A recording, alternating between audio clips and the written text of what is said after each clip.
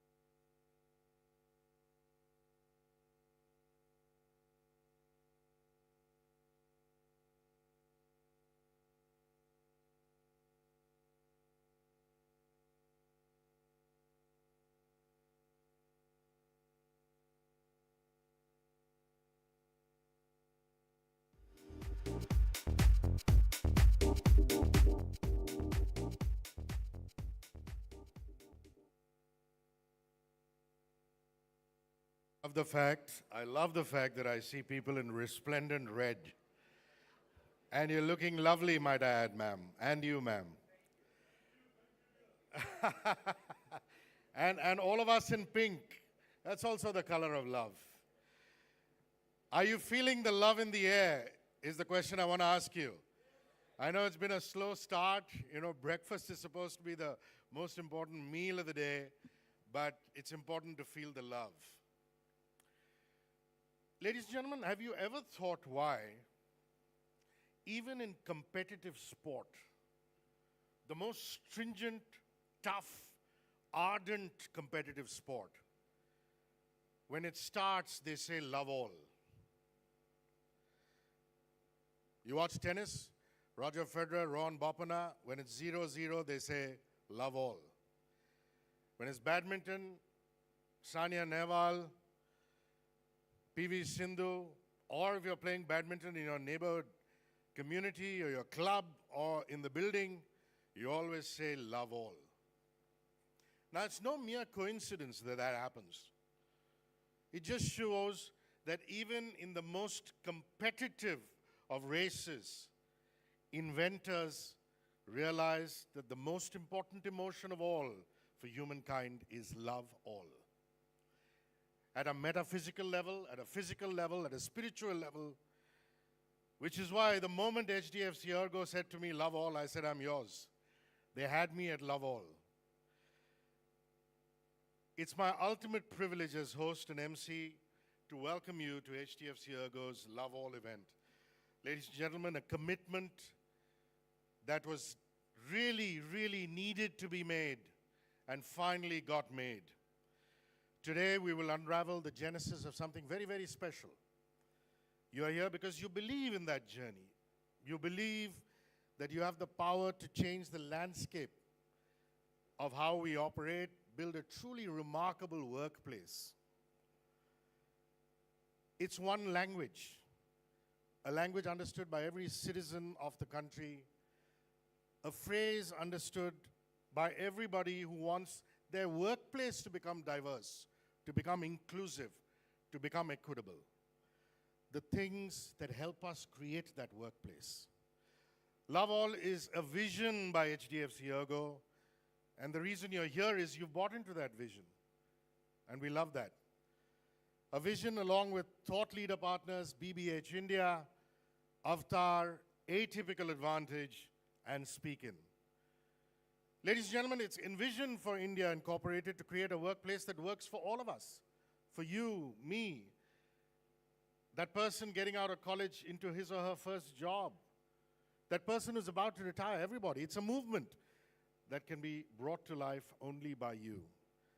So from today, Love All is all yours. My name is Rishi K. I have to forewarn you, you normally listen to me on the radio and it's very easy to shut me up because you just flick the button. I did forewarn the good people at HDFC ERGO that it's very dangerous because nobody has a button here to switch me off. But they chose to hire me. I will try and respect that and be brief and keep brevity as my sole operative purpose. But I hope you enjoy yourself. Those of you who are here for Love All, and those of you who continue for our second session later in the day. Nothing in India is complete without lighting of this amazing, ritualistic, traditional lamp. Now, everybody who's not from HDFC ERGO and who's been invited as a special guest, as a speaker, we consider you our guests. So can we have all our guests for Love All, please come up together and light this lamp for us, the ceremonial lighting of the lamp. And HDFC ERGO employees, if you could usher them in so that they can come and light the lamp for us. Please. Mickey, Nisha. Thank you very much for being our guests, agreeing to be here.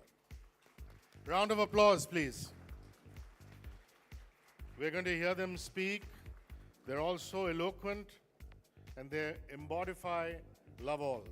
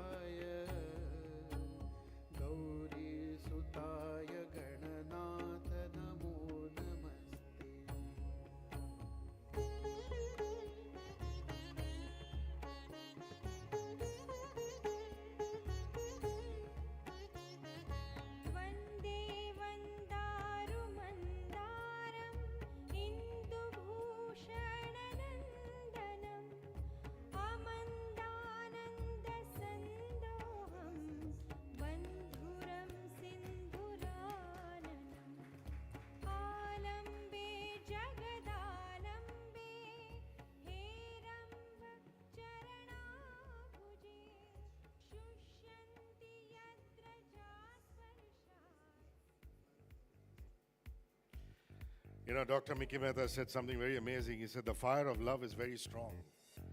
Even fire emanates from love and love all. I think it's just so wonderful now. That is remarkable that so many Western cultures have adopted the lighting of the lamp. I was in the UK for a ceremony and there were predominantly Europeans in the audience. I mean, they don't call it the diya or anything of the sort. They say, let's light a candle, but it's the same thing. It's beautiful.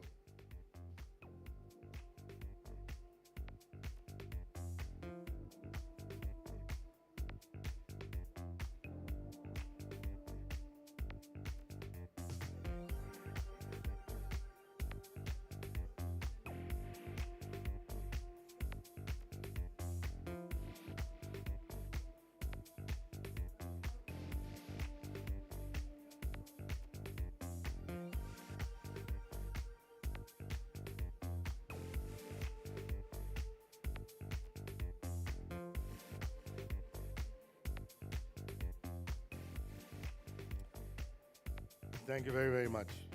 All of you. Thank you for consenting to be part of our guest list, to be speakers, share your opinion, and above all, lighting the lamp. Okay, let's set the ball rolling. It is the ritual that when we have a gathering of such wonderful people like you, that you need a welcome address because you deserve it. I'm pleased to welcome on stage the head of Digital Business Group and Marketing at HDFC ERGO. In his present role, he's responsible for overseeing the digital business, driving the company's brand strategy, and strategically expanding the business through various digital sales channels and marketing and communication efforts. It's important to understand the vision behind Love All and the vision behind this one-of-its-kind movement. Please put your hands together for Somesh Surana.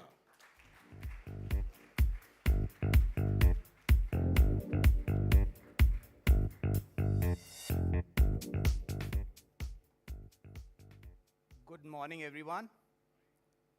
Good morning, everyone.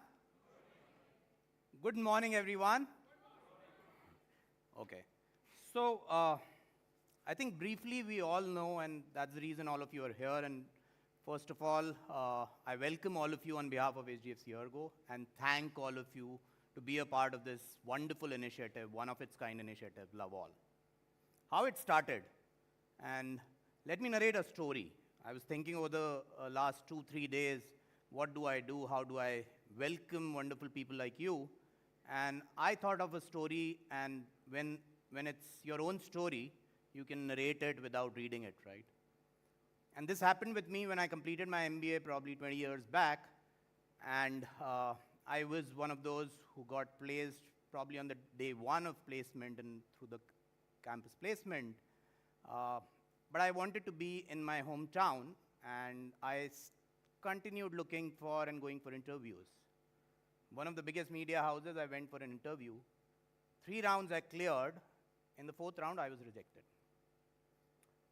I was wondering why I was rejected, but anyways, I had a job. I came to Bombay, and here I am. 3 years later, I met the person who rejected me in that 4th round. And I asked him, what was the reason that I got rejected? I was told he expected me to be clean-shaved. And probably, which means that he didn't like how I looked. And that was the reason he rejected me that day. I still wear the beard. I still have long hair. And I'm here. But the point that I'm trying to say, and I don't have any grudges against that person, that individual, but all of us, all of you sitting here, have some biases. They could be conscious biases, they could be unconscious biases, but all of us have some biases when we meet people, the way they look, the way they appear, the way they speak. If they are specially abled, we have a preconceived notion, probably because of the experience that we have had in past, probably because we feel that if a person speaks in a particular way, he or she might not be that efficient. Probably if somebody, and that's how we've been grown up. In the school, the master of students used to hate me because I always had long hair. I don't know why they prefer kids in short hair, but probably that's how we've been grown up. That if you have long hair, you're not a good performer, you're not a good student. And hence we are saying that these are the biases, this was the reason we started this. And today I want to welcome all of you, not as how Rishika introduced me, but as a proud member of Diversity Council that we have at HDFC ERGO. Couple of months back, and we meet regularly, just like most of you probably meet in your own organizations, and discuss the key issues of how we want to drive diversity in the organization. What do we want to do? What are the steps that we want to take to ensure that we are driving diversity and inclusion in the organization? And we said, fine, we've been doing this across in key offices, head of the departments understand what it is. We are an organization of 10,000 plus employees. How do we reach to the last mile and they understand what diversity is, they understand what inclusion is, and what the true meaning of diversity and inclusion is? That's where we thought in one of these meetings, why don't we do a campaign? It started with a campaign that we need to somewhere go and talk to these 10,000 people. We need to go to the last mile and talk about diversity, talk about inclusion. We went to our agency on record, BBH, most of them are here. We briefed them.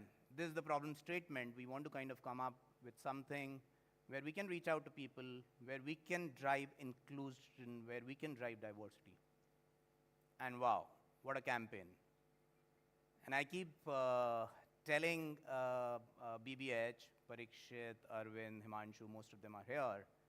This was the only campaign which they presented, and we said, wow, and we selected it in the first time itself without any changes.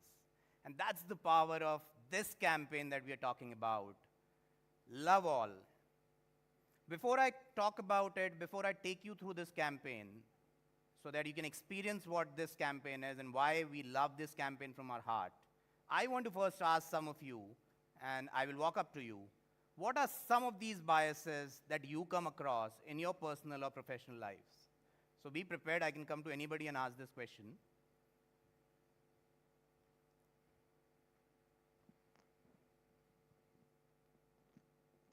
So ma'am, with you, who better than you? You are a partner. Any bias that you come across in your life? There are actually 12 biases and we call them the dirty dozen. Yeah. They are the most prominent biases, and I would actually look at affinity bias as a bias that we constantly come. The person who interviewed you was looking for something and he didn't find that affinity, which is why he rejected you. Right. So I think many of us carry this bias, which is affinity bias. Good. Thank you so much. So affinity bias, ma'am, Ms. Narang, something that you came across? I can tell you what I was when I was young, and I hope I've changed. But when I used to see a resume, and if it had Stanford, Harvard, IIM, FMS, any of these institutes, I would kind of tick off and say, yeah, call for an interview. I'm hoping I've changed and learned that people from different educational institutes all over India and all over the world come with different skill sets and can bring a lot of diversity in organization. Right. So true. And thank you for being honest. Anybody else? I'll come at the back, probably. Ma'am, any bias that you came across? Personal, professional? Thank you. I am Radhika Balakrishnan here. Long ago, probably 15 years back, I would say, that once I went for an interview went well, and at the end, the lady across asked me, are you planning a second child? I mean, I was wondering how irrelevant was that question for me to be participating and be a contributor for the next organization. So that at that time, actually, I decided I'm never going to work at this place. So before whether they take me or not. So that was one very prominent bias I experienced myself. And since then, I realized that it's something which I need to work upon and not have those questions in my mind at least, and do my bit. And today as I lead a community of leaders, which is called CXO Incubator, I have many male members who are participating there. I do help them to navigate these biases and help them to think from other perspectives, which probably are, which can make the corporate environment more inclusive. Wow. Thank you so much. Wow. Thank you. And you're doing a great job by incubating them. I think somebody wants to speak. Yes, sir. If you can introduce yourself and then talk. I'm Rudolph, and 35 years back, I get emotional when I talk about this. I was rejected in interview after interview because I have polio. And finally, in frustration, I wrote to Shiv Nadar, and Shiv Nadar had the courage to call me, but I went through the entire interview process and finally got selected. And later on, I did very well when I was in HCL. So I want to tell you, be careful of your biases when you interview people. Absolutely. Thank you so much for sharing that. So I think I can go on and on and on and talk about these biases. Unfortunately, I've been given very less time, but that's what we've been talking about. That's where we started. That's where we said. And all of us, I mean, whether we accept it, some of us are honest and we talk about it. Some of us probably do it but don't want to talk about it. All of us have biases in certain roles. We expect, we assume that a particular gender will not fit in that role. And that's a bias that we live with. We've been grown up with certain biases because we've seen our parents doing something and we feel that this is right. Whether that is right or not in today's context, we're not aware of that.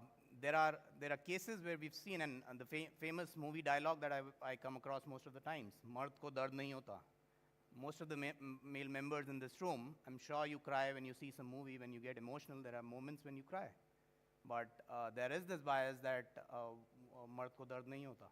So that's where we thought of, how do we go across, how do we talk about this, start a movement. It started with a small campaign, started with the thought that we just want to go reach out to 10,000 plus employees, but with the campaign that we came across, it was so strong campaign idea that we thought, why don't we go and start a movement?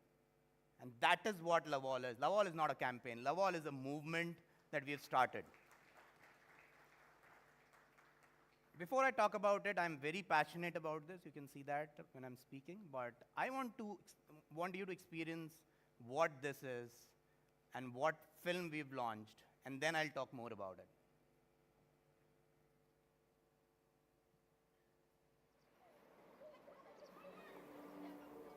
Why do fathers get fewer parental leaves?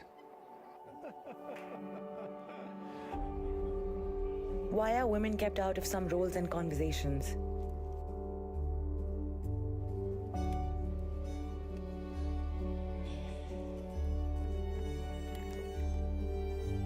Does where I come from matter more than what I can achieve? Does my age matter more than my ideas?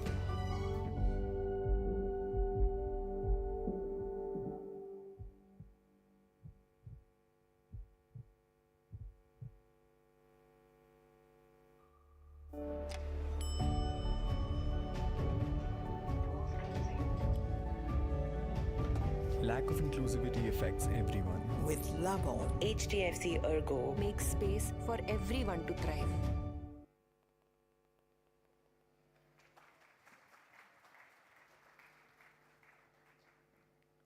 Could you relate to it? Right? Some of you said, when we go for interviews, we've been looked upon because the way we speak.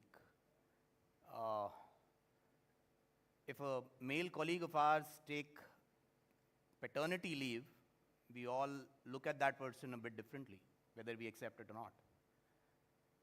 If somebody wants a break in the career, we look at it a bit differently.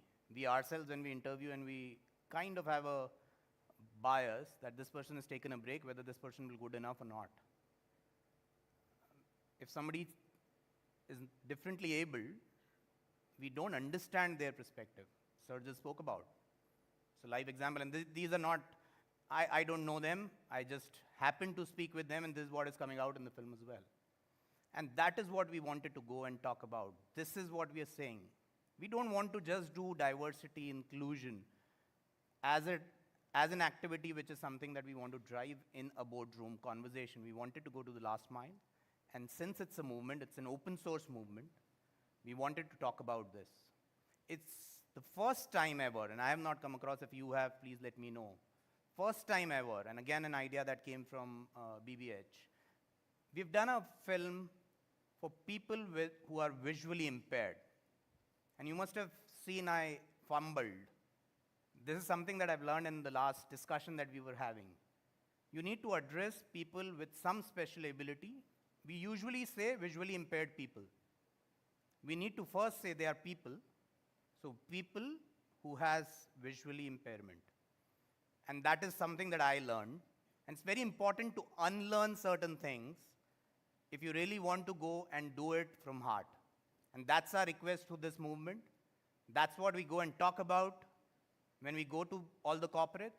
It's an open source movement. It's the first time that we've launched this on a national television. So Dakshina, all of you know, our CHRO, she along with a very senior leader, launched this campaign on a national television. First campaign which has been covered in 45 cities because of the impact of the campaign that it has done in the newspaper articles. And that's the power of the campaign. And I want all of you to do one thing. For a couple of seconds, not even a minute, I want all of you to close your eyes, and please close it. And I want you to experience the same film which we have prepared for people with who are visually impaired. Can I request all of you, and can we play that film, please? And then I'll talk about it more. This film was created with an audio description for people with visual impairments. A mother sits in a park with her newborn baby while her young son plays. She speaks to us in a man's voice. Why do fathers get fewer parental leaves? 4 men laugh together in a gentleman's lounge. One of them speaks to us in a woman's voice. Why are women kept out of some roles and conversations? A candidate fidgets with a pen and checks her hair in a pocket mirror. She gets called into an office for her interview. She speaks to us with a regional accent. Does where I come from matter more than what I can achieve? A young man accepts an award on stage as camera flashes go off. He speaks to us in an older woman's voice. Does my age matter more than my ideas? A woman uses Indian Sign Language to communicate on a video call from her room. She pauses to turn to us and asks in Sign Language, "Is my language more important than what I'm saying?"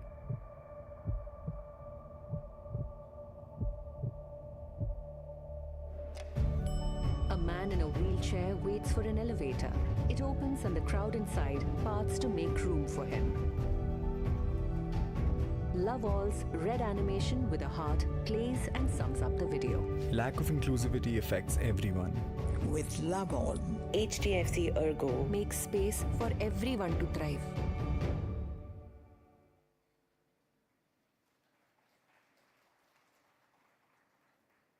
And I think they go through this on a daily basis, right?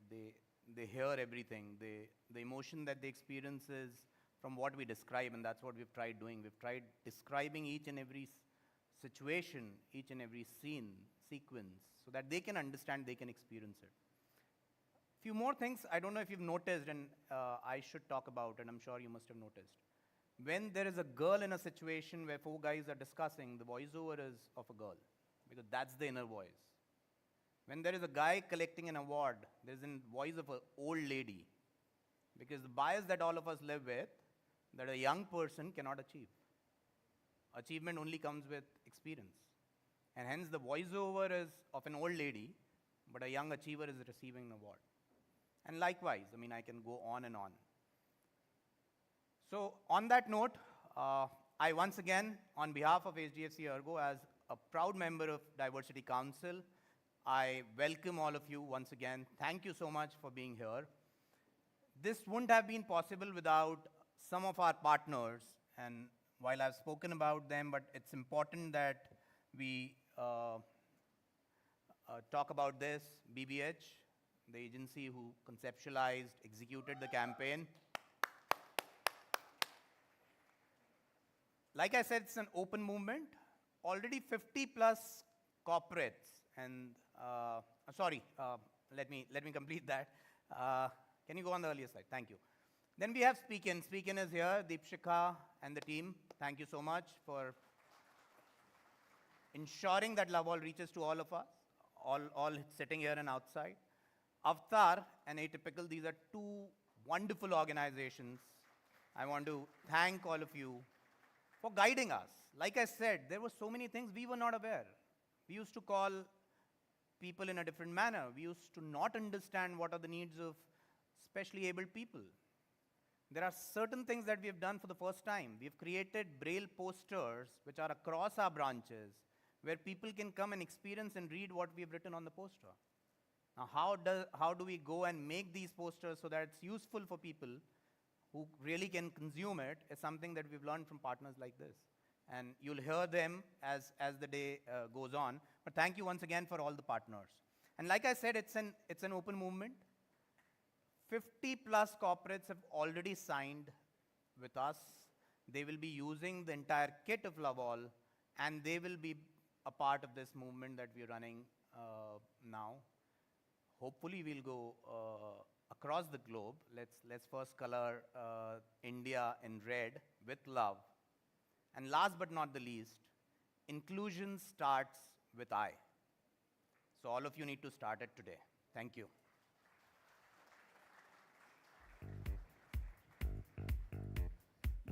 Thank you very much, Somesh. You know, he talked about how people are so judgmental in his initial days when he went for an interview, and he faced rejection because of the way he looked. And I can really identify with that.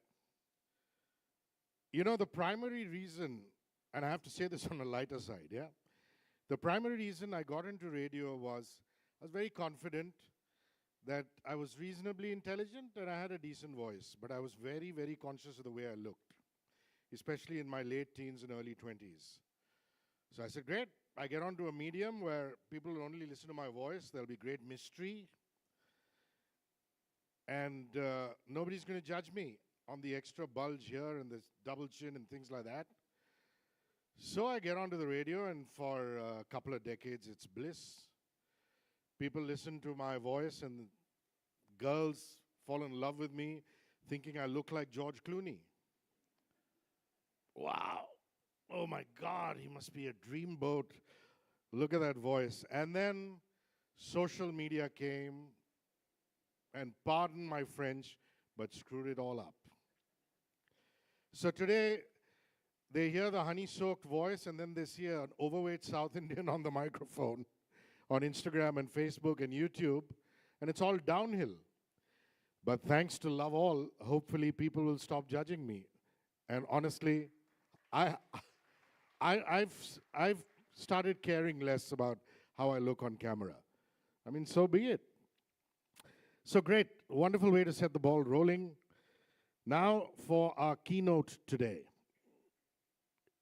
It's very attractively and appropriately titled, It's Time to Lead the Change. It indeed is time to lead the change. And who better could we ask for than to help us lead this change? To create workplaces and societies that live, breathe diversity and inclusion. It requires a will, a vision, a heart, and it calls for a 360-degree affirmative action plan from not just individuals, but also administration, India Incorporated, government. In some cases, you could say you need to rewire existing norms. In other cases, you've got to start from scratch, afresh. It's my pleasure to welcome a business leader who has tremendous experience in the service industry. She's worked across functions, across geographies, diverse consumer segments. She has a strong strategic perspective, works well with a diversity of styles, and has experience in crisis management, which is so important. She's chairperson, Heidelberg Cement India Limited. Please welcome, with a rousing reception and applause, Jyoti Narang to deliver the keynote address.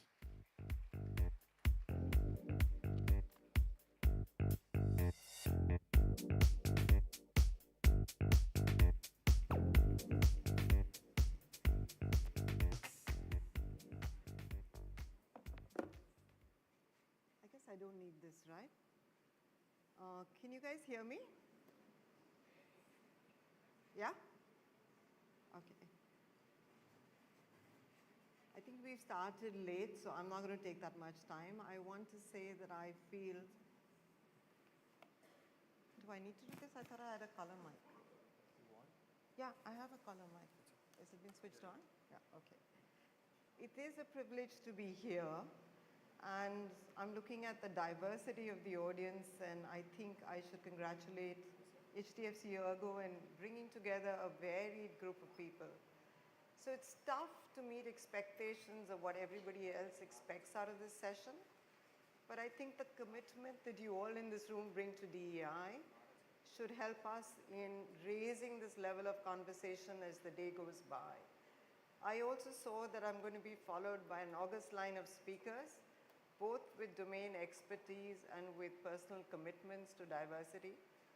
I know Nisha, and she has been an extraordinary, I would say, person who's done multiple roles, and I've seen her as a caring wife, as a very assertive brand leader. She's worked across corporate India. She's done lots of work in the social sector. So I know you have a diverse group of people. I've just met Sylvie. She's a celebrated stylist from Delhi, she tells me. And I congratulate HDFC ERGO because she just told me that she has never been to a corporate event like this. So it's nice to see the intersection of what I call corporate with the real world. And I must congratulate HDFC ERGO. I'm also going to take a few moments to talk about my personal beliefs, and they may not be politically correct. And I'll start with saying that love all is great to have, but I hope it doesn't mean only lip service, and we need to do a lot. But before I get there, I think we also need to celebrate the journey that we've achieved so far. And I'm saying this because as Indians, we are like very super critical of ourselves, and I'm part of that community. And we need to celebrate that we have come a long way in the last decade in India. And I'm talking largely about gender diversity. There's still many more things that we need to achieve. I remember it was only in 2012 that the Tata Group formed its first diversity committee. That's 12 years ago. And in this very hall, there was a panel discussion, and you had multinationals on one side and you had Indian companies on the other side. And the discussion was on whether MNCs or Indian companies give greater benefits to women. The answer, contrary to popular perception, because of the Indian government policies, specifically with regard to banks, was that Indian companies in India did far more than MNCs in India. The reason I'm bringing this up was that only a decade ago, the conversation was only about gender diversity, only about benefits. And you know, when I listened to the introductory remarks today, corporate India has come a long way into understanding that diversity is not just about gender. And the earlier film showed us, you know, specially abled people and multiple areas of diversity. But I still believe that these are traditional areas of diversity. We've selected them because they're easy to measure, easy to know we've achieved something. They're difficult to do, but still easy to measure. But there's another area that I want to mention, and that's diversity of thought. And the reason it's occurred to me that I was recently at a meeting in Delhi, there was some new office of a captive, and I walked along the floor, and I spoke to this bunch of engineers and asked them where you were from, and they said, Faridabad, Roorkee. Now, it may be all biased, but it all looked like they were from the north. I then subsequently went to Bengaluru and spoke to somebody who was the head of GE Research in an earlier avatar. And I said, you know, if we need to grow, which city should we choose? Should we choose Bengaluru? Should we choose Gurugram? And he said, again, it could be biased, that Bengaluru, or Bangalore as I know it, has a far more heterogeneous population. Gurgaon, Delhi, NCR, Gurugram is far more homogeneous. So he said, it depends on what you want. And I said, just explain that. He said that the North Indian, from what he's seen, is largely risk-oriented, while a lot of the engineers from the South have a great deal of intellect, and it's important to marry these two. And it never occurred to me. We had many discussions on innovation in the company. How do we grow? How do we harness Indian talent to be innovative? It was all about, should we form separate groups? Should we give them projects? What incentives can we give them? And it was never about that we need diversity of thought in the same room. Because for us, Indians were Indians, right? We never looked that they come from different educational backgrounds, different experiences, and what can we do? And I don't know how to do this. It's not easy. You can't ask somebody, are you from the north? Are you from the south? It's not easy to do. But is there any way that we can actually force fit this into our recruitment so that when they're in the room, there's a diversity of thought? You know, we've looked at diversity of thought at senior management levels, in companies at board levels. We've never looked that we need this right down to the junior most level in the company. We need that diversity because that is what is going to encourage, you know, India Inc., the India story, to get them to come forward. And that's the starting point of diversity. While the Love All film is great, I think we just need to take this a step forward in what we actually think diversity is. And we shouldn't be ashamed about it. And I'll give you another example. I was in the board of a bank till the head of the NRC said, Jyoti, don't you think that we're hiring too many of these gold medalist CAs? And I hadn't even noticed. And he said, you know, maybe we need to marry them with some MBA kinds, so we have different kinds of thinking. And we actually went out and did this, and we said, you need to restrict CA hiring, you need to get more MBAs. We even went to the degree to say that these are the institutes that you need to go to. And then somebody said, you know, how can we get regional diversity? And it was a simple thing. We said there are many colleges in India, for some reason, which attract more local talent, maybe it's reservation or whatever. But if you go to these particular colleges and university, you'll get the kind of talent that you want. So you can't say it's an impossible job. So it's important when we run companies to say, and I'm repeating this once again, that diversity doesn't only come from gender or being specially abled or wearing long hair or being gay. It comes from many other areas, and we need to think through that. The other thing I wanted to talk to, and I think it was mentioned about equity, and somebody else mentioned this, equity is about playing a level playing field, but it's very important that India and companies have systems and procedures and legislation in place to make sure that it happens. Now, I'm sure there are believers in this room that believe in affirmative action. There are also believers that believe that is not correct to have affirmative action. I stand on the side that affirmative action is good, and we need to go a step further. I've been in many meetings where they've said, you know, all things being equal, yes, you can hire the woman. I've actually said, even if all things are not equal, we should hire that person or promote that person because we're creating role models for the future. Now, this may not be politically correct, and I've fought many battles in the boardroom and in management workshops to get this going, but I think we've created some role models as a result of this affirmative action. And if you take even the boardroom, I think when this legislation about independent women director was passed, there were like 6% women in boards. Today, I think it's 18%. Now, it may have happened over the course of time, but I think the affirmative action has helped. When this started, I was starting a chapter of something called Women Corporate Directors, a large American organization in India.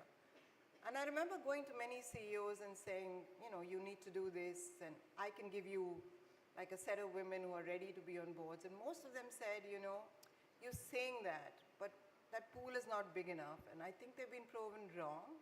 I believe that there's still only 600 women on boards, but I think we've come a long way. It's just an example of affirmative action. Another example I think you all know, and I think we should welcome, it's taken 25 years for that bill to be passed about Lok Sabha and 33% reservation. Now some people are against it, but I'm all for it. Now I think it's going to be applicable only in 2029.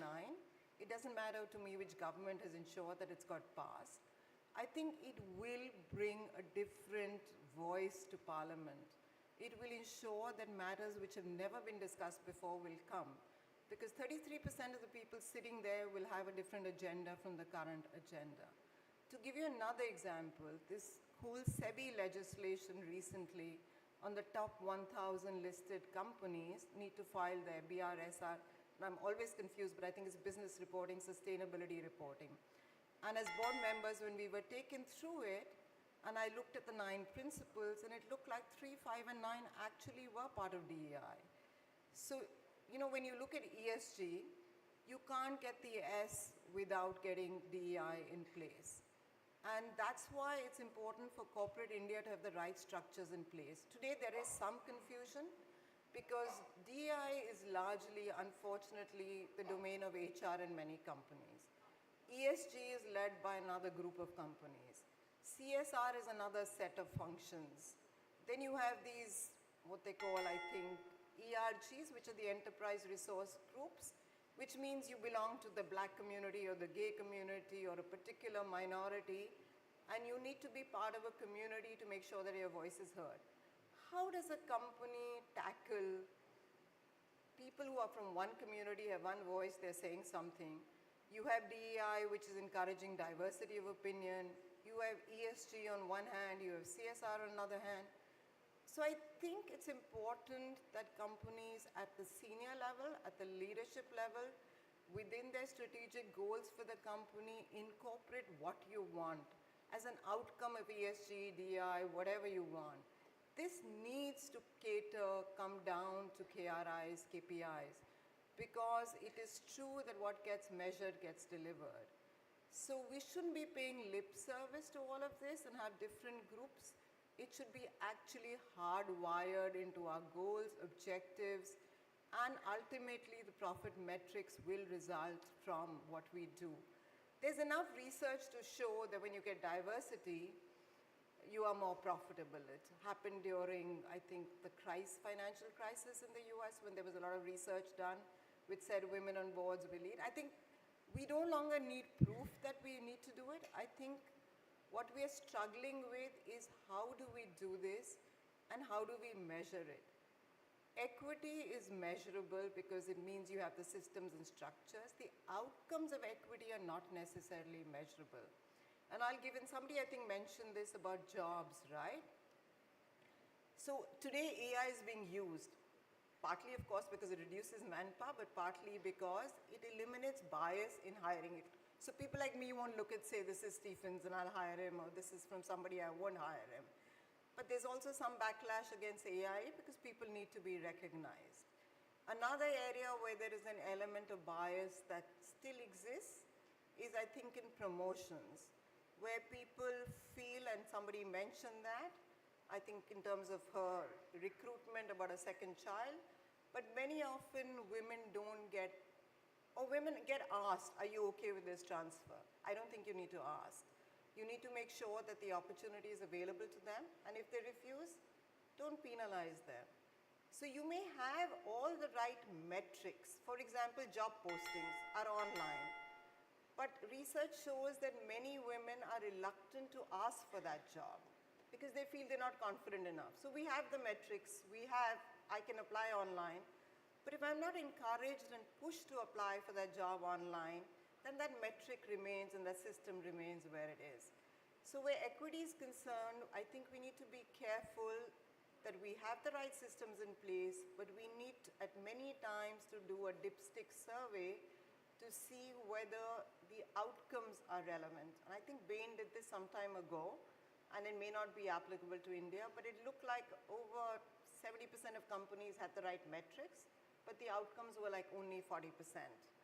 So I think there is a gap between what the system delivers or is required to deliver and what is actually being delivered.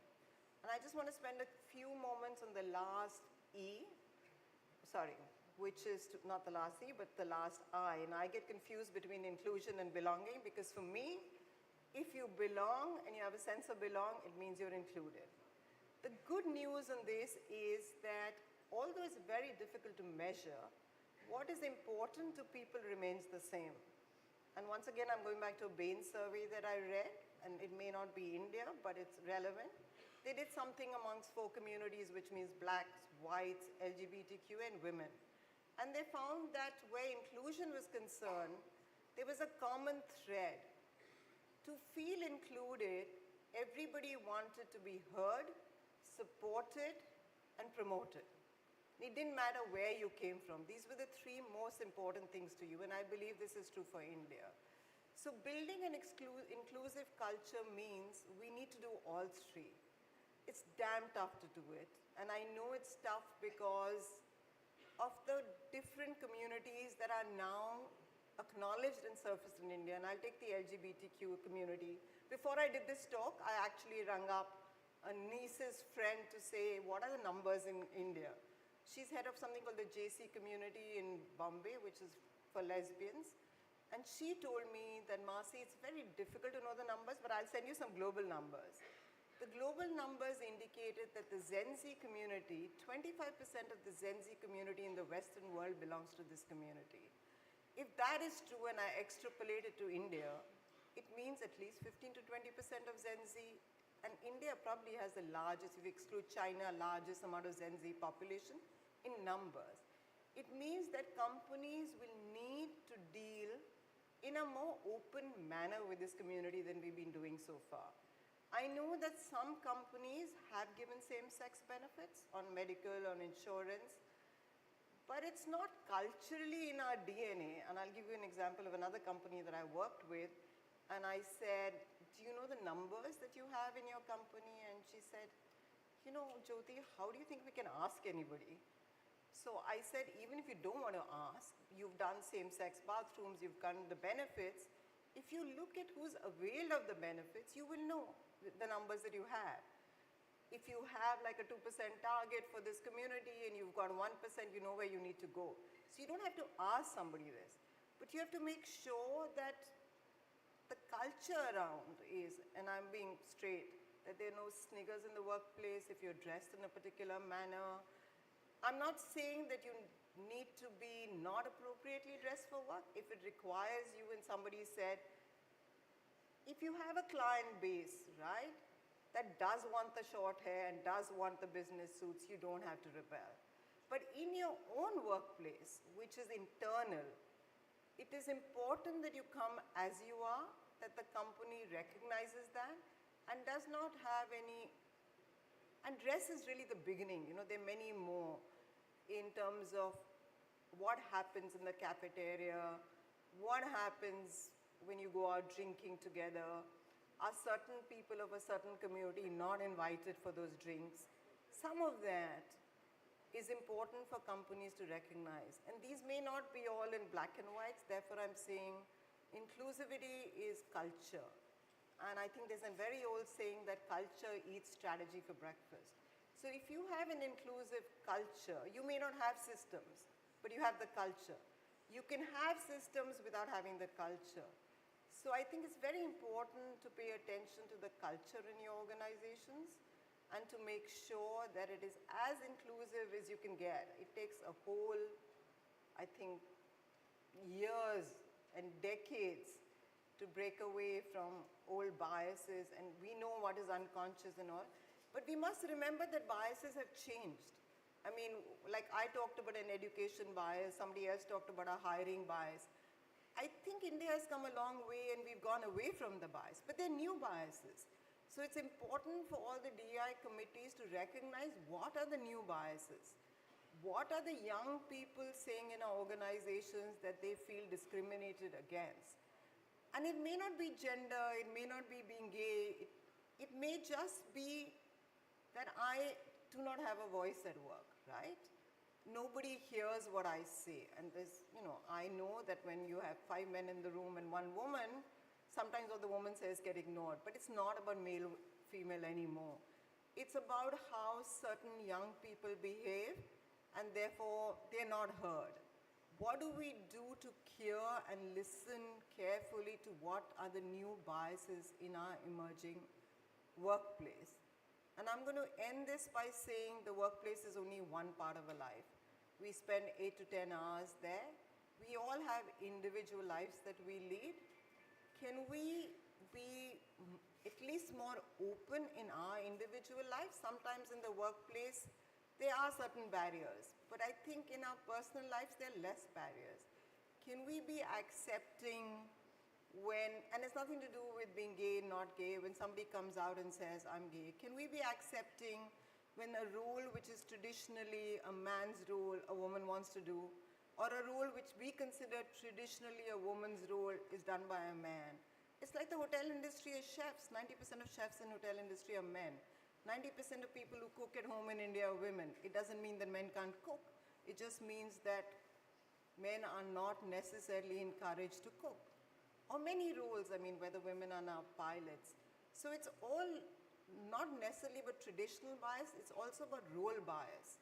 Can we just come out and say that people are experimenting? In fact, in the Gen Z research, it said 50% of people are actually bisexual.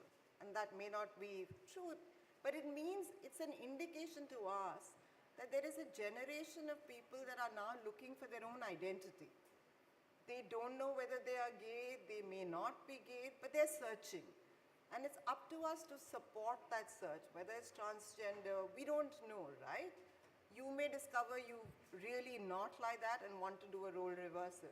But we must encourage people to explore themselves, and that is what, to me, this whole DEI is. It is about the company, the government, but at the end of it, it's about the individual. Thank you so much.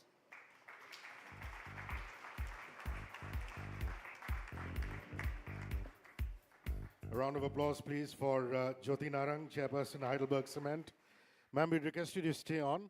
We'd like to felicitate you.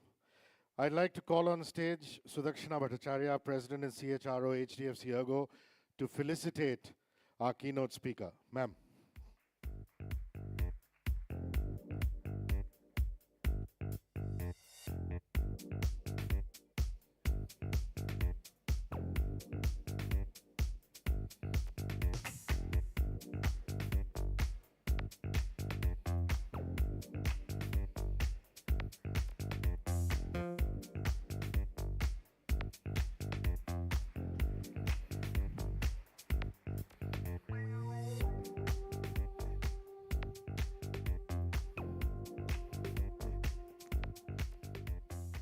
Sure, of course. So this is a painting by the team Avatar. Atypical, sorry, and thank you so much for doing this for us. This has been painted by children who are from different state of society, and each one of you will receive this as a part of being here. And I'm not opening it, so you can open it yourself. But this is so special, and I didn't want to leave the opportunity of not showing this across. So this is to all those children who made this possible for us in less than 10 days. So please do convey our deepest gratitude to all the children who are not here today, but in spirit, we welcome them in the event. Thank you so much. I just want to say a big thank you to HDFC ERGO. Not because of HDFC ERGO, but I'm proud that an Indian company has taken this step. And every time that we have an Indian company and not a multinational that gets ahead in the race, I remain a proud Indian. Thank you. Thank you, Jyoti. All right. You know, ma'am just mentioned Sylvie. So I've got a Sylvie story, and a very quick one, yeah? So you see, in my community, which is the Tambram community, like it is with lots of communities in India, your first haircut is a harrowing experience because they take you to Tirupati for Mundan. And I believe that all babies come out scarred after Tirupati Mundan because in the heat, in the Andhra heat, there is a very, very insensitive Nai who comes out and just takes everything off with a whoosh. It's kind of a baby's experience of Draupadi Vastraharan. So you're used to that, right? And then when you grow up a little, you go to the neighborhood barber shop, you go to the neighborhood nai and things like that. So it so happened that I scored my first job when I was in college. It was a Times of India radio station called Times FM. I was started by Vineet Jain, who was the scion of the empire at that time. He had just come back, a young Vineet, having studied abroad. I'm talking about the 90s. And I started working for him, and I said, listen, Sylvie, can you Sylvie, can you get me a haircut appointment? And Vineet in his suave style said, yeah, sure, and he hooked me an appointment, and I go to Sylvie in her splendorous South Delhi salon, and I realized how remarkable Sylvie is, because she's not just a hairdresser, she's a shrink. She is a mental health counselor. Because not only was she engaging with me and asking me about my life, I mean, I was just a college kid in his first job, but I noticed the way she was interacting with everybody in the salon. There were regulars there. She knew their husbands, their partner's name. She was asking about injuries, illnesses, everything. So big ups, and I'm so happy that Sylvie's joined us. Big round of applause. Diversity, inclusion.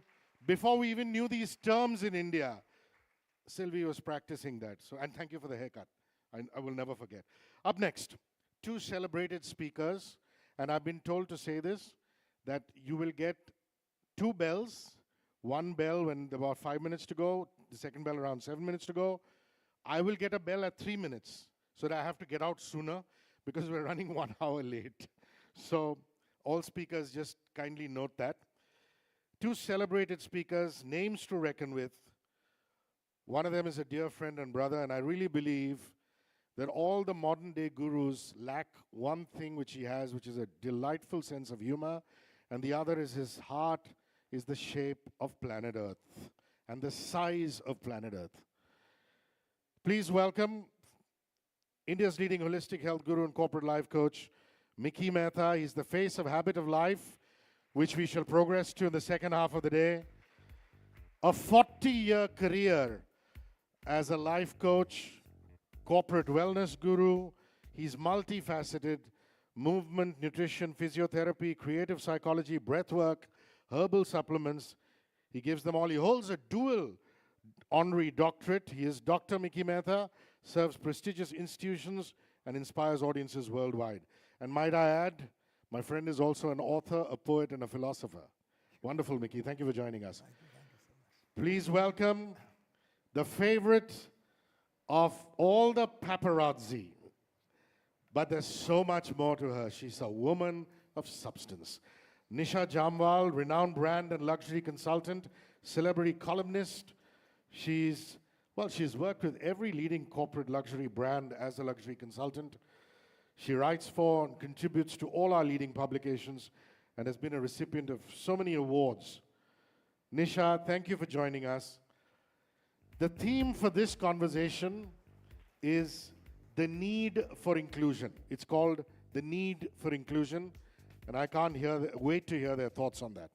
Over to you, Mickey, Nisha. Hi, good morning, everybody. The ergonomics of this chair aren't good, but HDFC ERGO is superb. Okay, so coming to inclusion, my dejections, my disappointment as I was falling in love with every single girl in college and I was rejected, I was very depressed. But yes, it was happening every day, so it was order of the day, it was fine. But 43 years ago, Taj rejected me because I wasn't qualified enough for the wellness position. And just in a couple of years, Oberoi accepted me because I was very talented. They saw not where I was coming from, but where I was headed. Now that is, ladies and gentlemen, makes the biggest difference when it comes to inclusion and diversity. It's perfectly fine if somebody was selling tea decades ago, but it's also important to see where he is headed decades thereafter. And we all know that our Prime Minister, Mr. Narendra Modi ji, has done us proud. It is only because India accepted him with open arms. And here we are with my very dear friend, Nisha Jamwal. Words will fall short to describe her repertoire, but nevertheless, she writes like nobody does.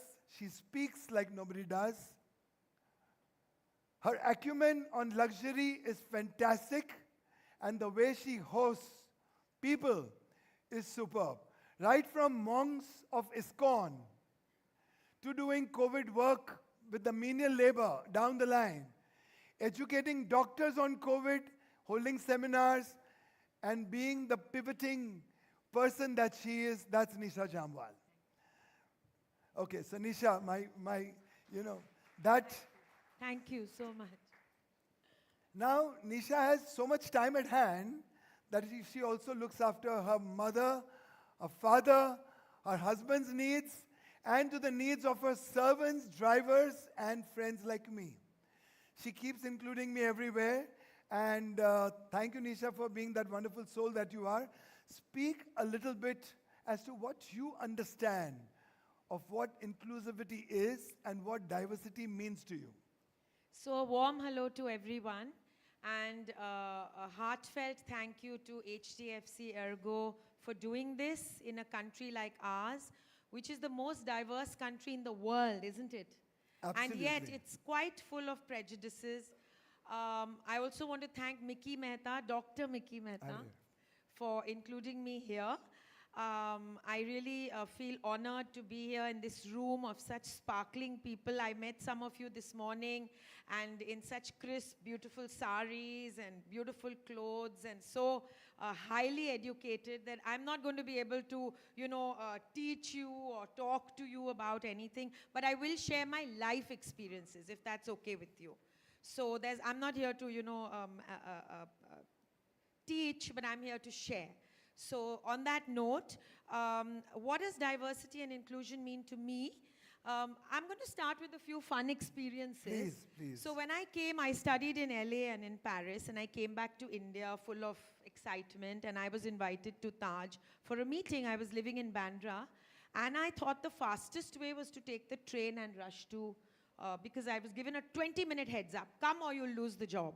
And I rushed by train, and later I was relating this to a bevy of women, and they said to me, train? You took a train? People like us don't take trains. So that was one of the few, one of the beginnings of my foray with prejudice. And, sitting here today, I want to share with you that I have worked in equal rights since 20 years. I run an NGO called Act Now, where I'm trying to create accessibility, ramps, inclusivity for people who are specially abled, films which have braille, and films which have, what is that called? The sign language for the hearing impaired. So I have worked in this field for so many years. But I feel that while we are one of the most diverse countries in the world, we do tend, like Rishi said, like Mickey said, like Jyoti Narang said, who was so kind to talk about me in her speech, I feel we are a country that really needs to stop looking at things like, this friend of mine, she said, Nish, can you just help me find a girl for my son? He's already 32, and I'm not able to find. And I really respected and loved her up until that moment. Until she said to me, the only priority is that the girl should be fair. So we also suffer, this is the one country where fair and dark matters, whereas when you go abroad, everyone really admires the color of Indian skin. Yeah. And I just want to say that Rishi, who was said, he was, people were prejudiced by his looks. I think he's a good-looking chap. He's Rishi. very cute, very cute. So we have so many prejudices even about ourselves, which we need to shed. I was just telling Mickey before I came on stage, we have to shed them like the scales of our skin. We all have them. We all suffer them. When I got married to this genius from IIT and IIM, I was actually a little suffering from performance pressure because I'm from art school and I've studied architecture and I've studied luxury. I thought, wow, he was dating this IIM scholar. I'm not good enough. So we do have prejudices about not only other people, but even about ourselves. So it's not about even including other people, but it's about our own worries. Like Sylvie said, I've never been to a corporate conference. Just before I heard that Sylvie said that, I told Sudiksha, I said, Sudiksha, I'll say what I know, but I'm not, educated in brands. While I worked in luxury brands for 25 years, believe it or not, I stumbled into it. And all my life in the media, if you were to Google me, I have been typecast as a page 3 glamazon. Now, while some people may look at that as a compliment, I was telling Tanvi here that Tanvi, it was actually something I had to work against. I kept feeling I have to prove myself. I have to write better. I have to speak better. I have to, even, my family said to me, you need to, project your intelligent side more because you are being looked upon as a flibbity-gibbet, brainless twit. So, these are the labels we acquire. I did a small cameo in Madhur Bhandarkar's movie called Page 3. And I lived with this acronym for nearly 20 years. So my entire life, Mickey, has been,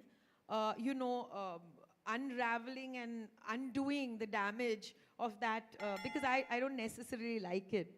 Yeah, I have a mic, Nisha. Sorry. So while we speak about our Rishike, who was the actual Farex baby on the Farex baby food tin? Laugh, yeah, guys. No, that's a joke. But he's such a cute darling, and he speaks equally well. His intellect is sky high. And coming back to Nisha. So Nisha, you being a super intellect on one side and super spiritual on the other, how would you marry both? And this is diverse. And why do you always include a lot of spiritual monks at satsangs in your home, book launches, at various different cafes, promoting your friends there, and also inviting people from all walks of life, those who are spiritual, non-spiritual, religious, non-religious. You do it all so well. And how and why? So I'll answer this in two ways and really quick. One is that Mickey and all you beautiful people here, somebody on Facebook once told me, Nisha, what do you know about pain and unhappiness? You are living in a glamorous world, every day going out. But first point, nobody cries on social media, right? Yeah. We don't post pictures of us crying.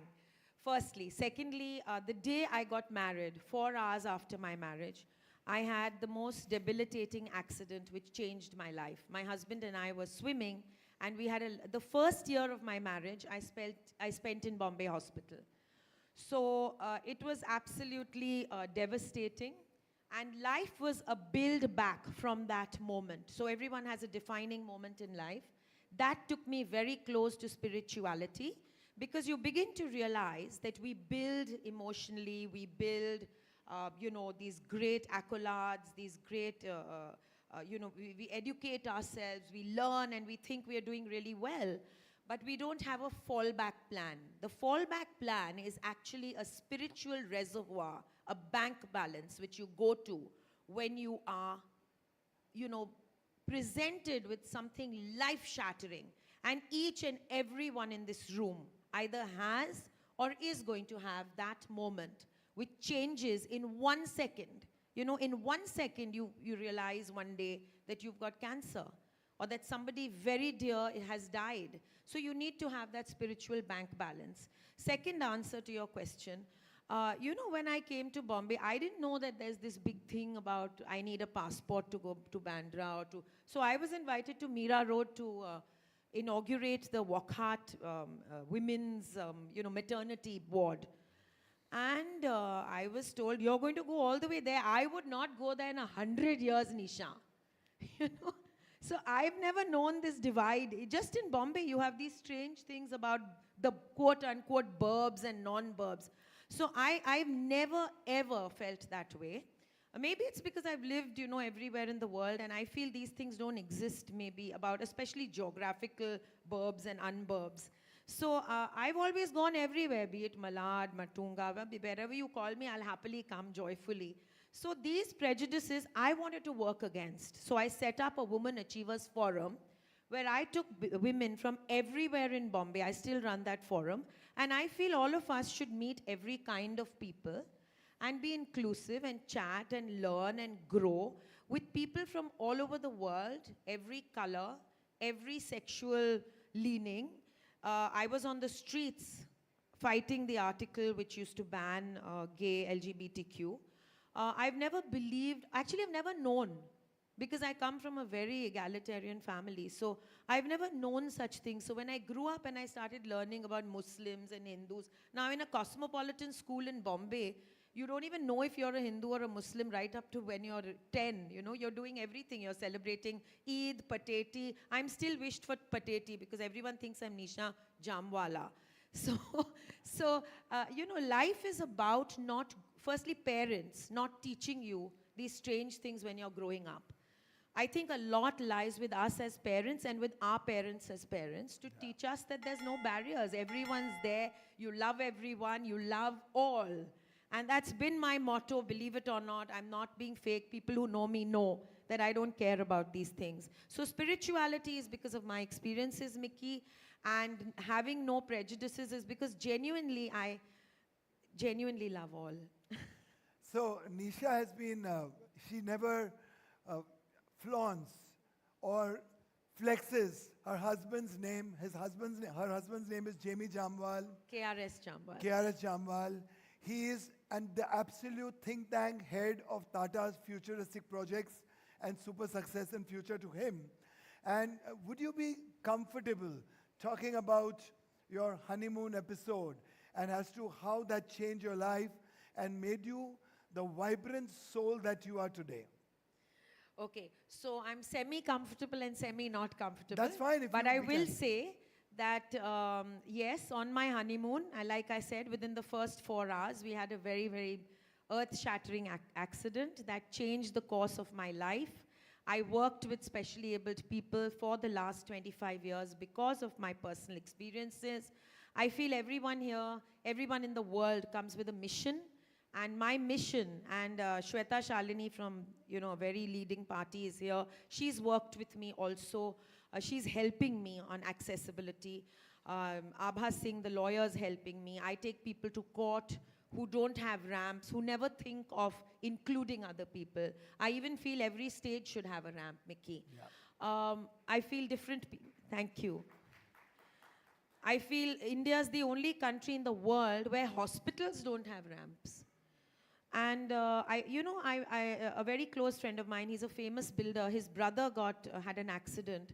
And his brother was sent to America to stay. He doesn't live in India anymore.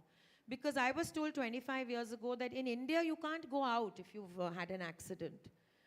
People with knee surgeries, we're all going to grow older one day, right? So we are all going to need ramps. We are all going to need toilets in trains which are for specially able. Do you know that no trains have any specially abled bathrooms? So I'm not going to give you a lecture on specially abled, but I am going to say that all of us need to speak up. All of us need to be inclusive. All of us need to include people. And even if we don't have a wheelchair or a disability, I think we can all say that, excuse me, why is there no ramp here? We need to ask, why is this movie not got a little box with, sign language for people who can't see or hear, and braille, I mean. So we need to, all of us, speak up and be inclusive. And if we see somebody being prejudiced about color, we need to speak against it. I didn't tell my friend that day that, are you crazy? I mean, which century are you in? I didn't say it to her. I just kept quiet and I was in shock and I was frozen when she said, the only thing I want for my son, Nisha, is a fair girl. I don't care about anything else. So we need to speak up. I should have spoken up and said, what are you thinking? So we need to have the guts and the courage to speak up. We need to take up the fight, even if we aren't in that wheelchair or are hearing impaired or visually impaired. We need to speak up when, a gay guy is being, there was a famous Shakespeare movie. The guy was the most loved hero in the world. And then he came out, he said he was gay, and he never got a role. This is Hollywood, by the way, this is not India. So all over the world, people need to love all. I think we have a master of inclusivity and diversity.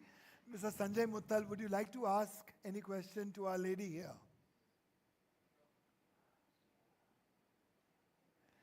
So Diksha asked me, Sanjay, before you answer that, I feel very, responsible about what Sudiksha said. She wanted me to tell you in a few sentences, because I know we are short of time, Sudiksha, about my Zoya story. I was picked as the brand consultant and the brand ambassador for the Zoya story, the Zoya Special Diamonds by the Tata Group. We started out with one tiny store in Breach Candy Mickey. Yep. And, they called me and they said, can you invite around 100 people? So when we speak about inclusivity, my life has been about people. And you can't work in brands and in marketing and in luxury if it's not about people. So I set about inviting people, and I think I also invited Jyoti many times, Jyoti Narang. So, I had to ring up people and say, oh, it's opposite Muchhar Panwala, because no one knew about Zoya.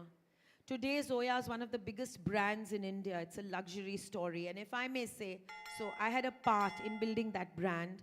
Over 7 years that I handheld Zoya, we went into stores all over India. And if you were to ask me what was one game changer, I was very specifically told, call this, and that. I did not. I called people from all walks of life. And one day I called this girl who was not met with too much approval, because they said, oh, she can't buy these diamonds. And believe it or not, she bought the most amount of jewelry going forward 2 years later when she got engaged.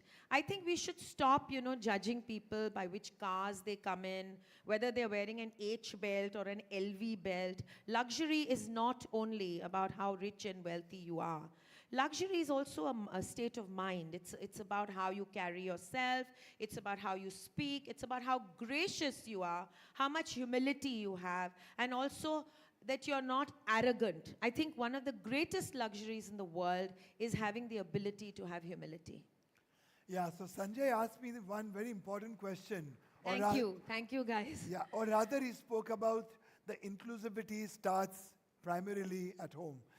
So if you could just comment on that, please. Well, I think before that, let me ask Nisha a particular question. You come from fashion and the brands and luxury. Did you encounter ageism as one huge bias in the industry that you work most of the time? Ageism? Yep. You mean my age or other people's age? Other people's age. Yes, I did. Their age is a very big, but I've always crossed barriers of age. You'll be surprised, one of the insecurities I have is the largest number of friends I have are 80 and 85. And my favorite date, Mickey knows, is my mother.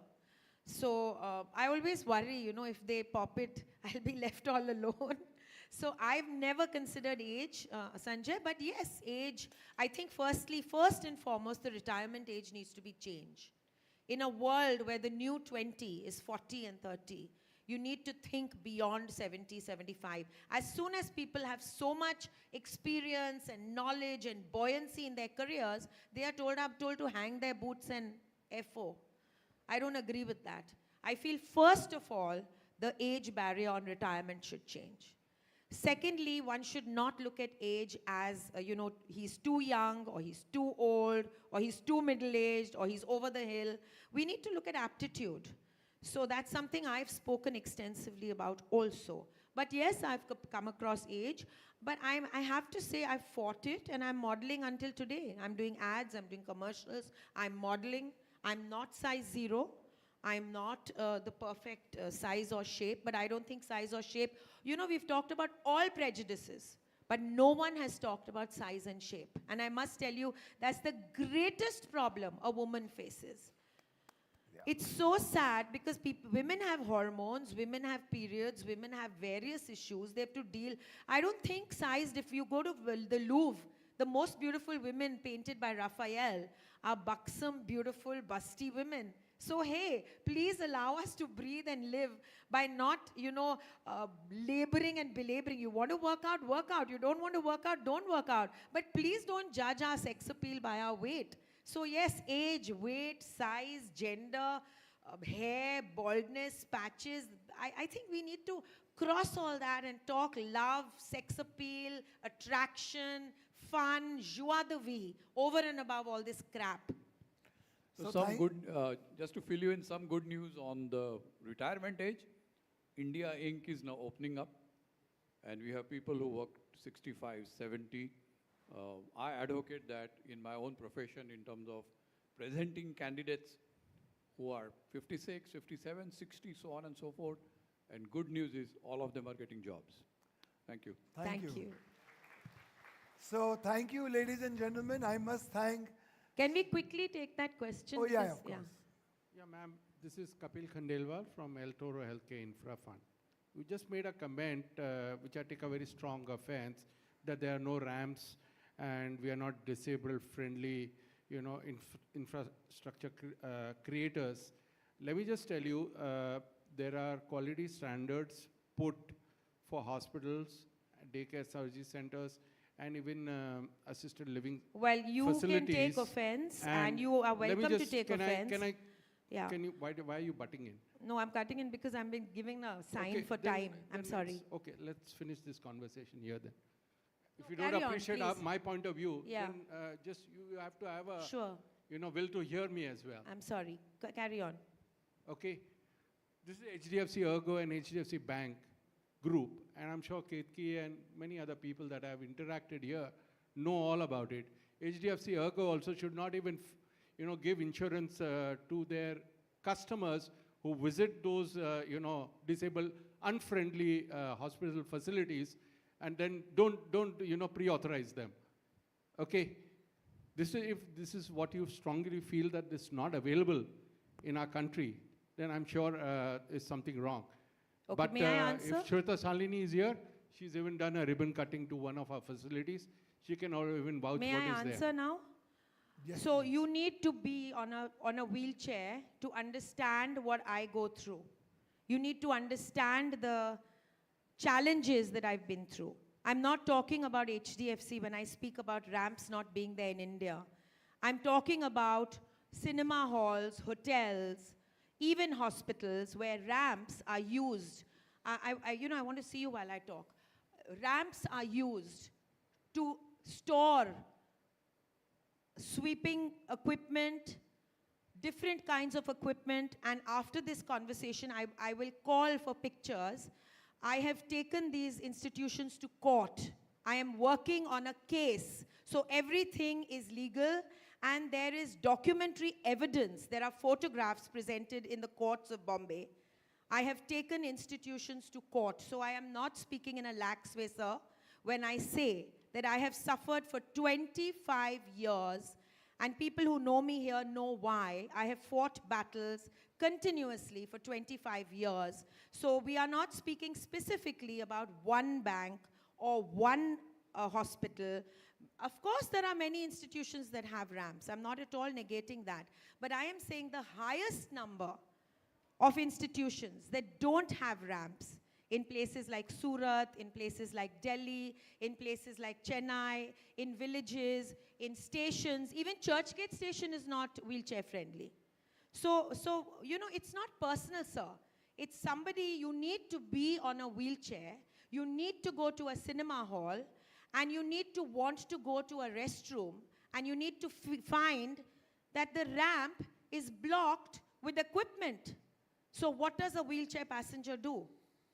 He has to call for people, request those people to remove that equipment from the ramp. That is the degree of insensitivity. And I don't want to hold the entire audience on this very impassioned talk. I will come to you later and show you evidence because I'm in court with this situation. I am fighting a case for the last 6 years with Abha Singh, Mrinalini Deshmukh and Gautam Tiwari as my lawyers, and I have won the cases. So, it's a personal subject, guys, so I'm sorry I'm a little passionate about it. This should show you what inclusion is all about. One day when somebody's on a wheelchair, they realize that, hey, life is not that easy in India. Inclusion can get intense, and intensity is a way forward in life. Till the time we are not passionate about being inclusive, I don't think we will succeed as a society. So please unbelt, unleash. Thank you, Sudakshana, a lot for including a 62-year-old guy to be the face of your wellness event instead of a 26-year-old guy. Thank you so much. Well done, well done. Big round of applause for Nisha Jamwal, Dr. Mickey Mehta. I'd like Atul Gujarati, Joint President, Claims at HDFC ERGO, to come on stage and felicitate this dynamic duo. Atul, thank Rishi, you. I hope you heard what I said. Ari, you guys gave me such vibrant compliments. Thank you very much. On a personal note. And once Atul does a felicitation, I shall return the compliment.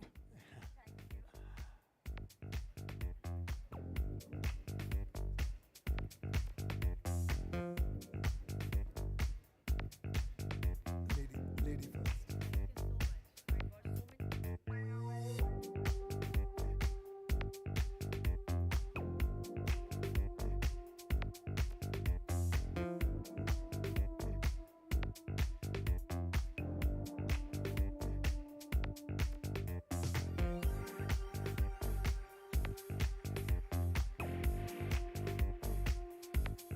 Great.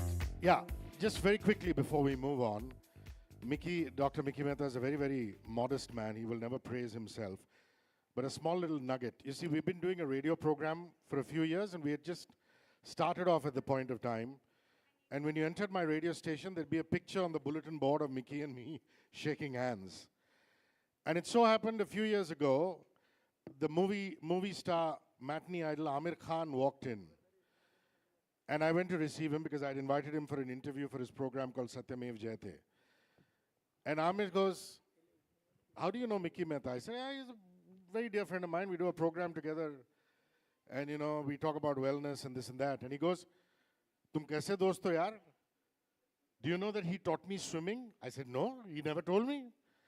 So he said, "Mickey Mehta called me to a pool, an Olympic-sized 50-meter pool, and he made me get rid of my fear of water and taught me how to swim freestyle in 24 hours.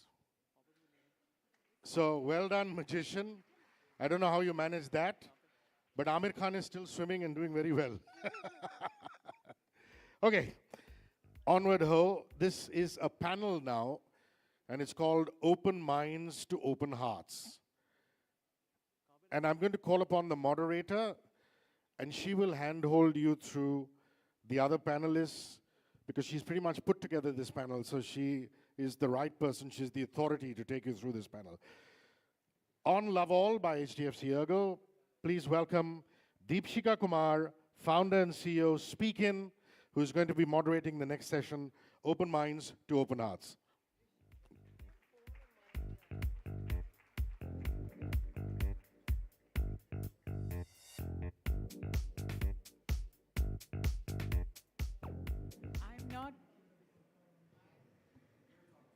Is it? Hi, it's lovely to be here. I'm not adding to the minutes. I don't know why the chairs are not here.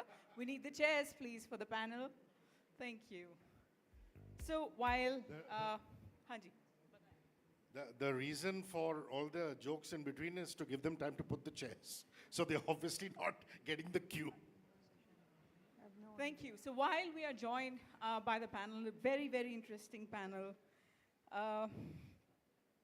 a true embodiment of diversity, of people who have been there, done that despite and in spite the odds that they were faced with. To begin with, may I please welcome Shrikant Bola to join me on the stage. Please, a big round of applause. And I'm sure it'll be harder once you hear where Shrikant stands. Breaking barriers through entrepreneurship, this 23-year-old tricked fate to build a 50 crore company called Boland Industries. He was the very first international blind student to pursue engineering at MIT and was the first visually challenged student in India permitted to study science beyond grade 10. As a passionate learner, dynamic leader, and a social entrepreneur, Shrikant leads his team to create an eco-friendly, sustainable paper products while employing persons with various abilities. No better person than Shrikant to join us today for this discussion. Thank you so much, Shrikant. It'll be an honor to have this conversation with you. May I now invite another very diverse, very lively, and a very, very impressive personality who has impacted me, mentored me, guided me personally in various capacities, Shweta Shalini. Another color to the panel. Shweta is an Indian politician from the Bharatiya Janata Party in Maharashtra and the official spokesperson and advisor to the former Chief Minister Devendra Fadnavis. She's one of the most visible, young and dynamic Uttar Bharatiya leaders in the BJP Maharashtra cadre. Shweta, a very warm welcome. And let me correct, when I said influence mentor, it was nothing to do with politics, all to do with being a visible entrepreneur that she is. May I now welcome our darling, and a lot has been spoken about you already, Sylvester Rogers. Dear Sylvie. Sylvie is a leading Indian makeup artist and a hairstylist. She went to London to study medicine, and later became a doctor at London St. Luke's Hospital. Worked as a gynecologist delivering babies, and now she's delivering beautiful haircuts. Talk about transition. Her strength was her mom, who helped her face odd situations, and Sylvie is, in fact, I don't know why I'd say soon, Sylvie. She is the celebrity that the India knows as an icon for diversity. Welcome, Sylvie. I am now joined by another very interesting gentleman, Mr. Bhushan Malkani. Bhushan comes with more than a decade of experience in human resources across media, as well as manufacturing sectors. Bhushan is a passionate professional in creating an impact, not just from an HR perspective, but also from a DEI perspective. We look forward to hearing your experiences, Bhushan, and thank you very much for agreeing to be a part of this conversation. Last but not the least, the perspective, the corporate perspective, how do organizations really see it? And may I take a moment here before I call upon Surbhi to applaud and truly commend the work HDFC ERGO team has put together. It's not just a function of resources, and I have been honored to be privy to their work, their allocation of their mental resources. Incidentally, I was with them in their office at 12 o'clock last night, and they've been doing this for weeks and months. Please give this team a huge round of applause for taking it way beyond just the optics to actually creating an impact and bringing together leaders, diverse leaders like we have on the stage today. Last but not the least, I'm joined by Surbhi Gupta. Surbhi, please welcome. Surbhi is the Chief Talent Officer for South Asia at Publicis Group. Surbhi also oversees the talent function and brings on board more than 2 decades in the industry. She's passionate about creating a positive and inclusive work environment, and we look forward to hearing of your case studies and your experiences. With that, thank you so much, everyone. We look forward to the conversation, and may I start the conversation by bringing Shrikant, you on with your opening remarks on Love All. Good afternoon, gentlemen and ladies. I attend corporate events on a daily basis, but this is the event I truly belong. And when I was hearing to the welcome address, mix of emotions were running in my mind. And all the biases, all the challenges, and all the hardships that I have faced so far flashed in my mind. And today, this event, I say this with pride, that this movement stays close to my heart, and where I truly belong with sense of purpose and meaning to do something to promote diversity and inclusion for all of us. And I really don't understand. I was thinking prior to this event why HDFC is the richest organization. The reason is they are compassionate. They love all. Compassion is what makes you rich as an organization and as a person. And that was the first lesson that I've learned, and that is what made me richer at my heart and made me sit before you all. Love all. Thank you. Thank you so much, Shrikant. Thank you. That was lovely. Shweta, may I now bring you in to share with us your opening remarks, and also please share examples. I know you have a lot from your entire journey. So opening remarks has to be really short, and you introduced me like a politician, you know, so politicians don't give back the mic. But nonetheless, very interesting, somebody called me yesterday saying that, Shweta ji, मैंने देखा कि आप एक panel पे हैं जिसका नाम है Love All, and why starts from there. In English, love is a simple and easy word, but Hindi में दीपशिका जी उसको प्यार, इश्क, मोहब्बत कहते हैं. अब मैं अक्सर ये बात कहती हूँ कि प्यार हो जाता है, इश्क करना पड़ता है, but मोहब्बत, it is something that you have to consciously get into. I've been married 20 years. Every single day when I want to scratch my head and eat my husband's head, I remember remember telling myself that this is mohabbat, you know. And that's exactly what it is. I think inclusivity is all about ensuring that you consciously love all, and then it gets into your subconscious mind. So I think congratulations. The opening remark is that it's a fantastic title for a panel like this. Thank you. Thank you very much, Shweta. Sylvie, opening remarks. Love all. Already so much has been said that nothing has been left for me to say, really. Because for me, loving all was always everybody loving me first. Because I was one child that, in the process of growing up, was very kind of noted like, who is it? So, you know, I had no idea where I was going, whether I was going he or going she or whether going it. So, and coming from a boarding school and that to a missionary school and a Catholic school, we were, you know, I was in a daze in the 60s, and I'm talking about so many decades back. So for me, love all means a big thank you to HDFC ERGO and, of course, Speakin for bringing me here to understand this word love all. After all these years I've been living on this earth, trust me, I've learned it today because I, as a person, just thought that doing my duty and making people look beautiful and having that process, like Rishi said, trying to get into their system and trying to get them to be happy to leave a salon, not just looking beautiful, but feeling beautiful, was me loving all these years of 35 years working as a hair designer and beautician.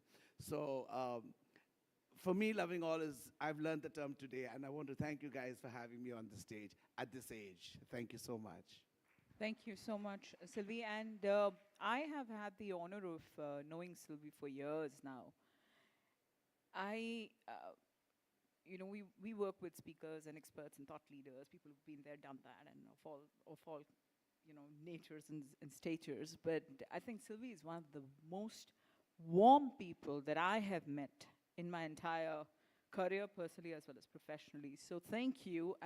You are truly an embodiment of love all, with a color also. I'm sitting right next to that.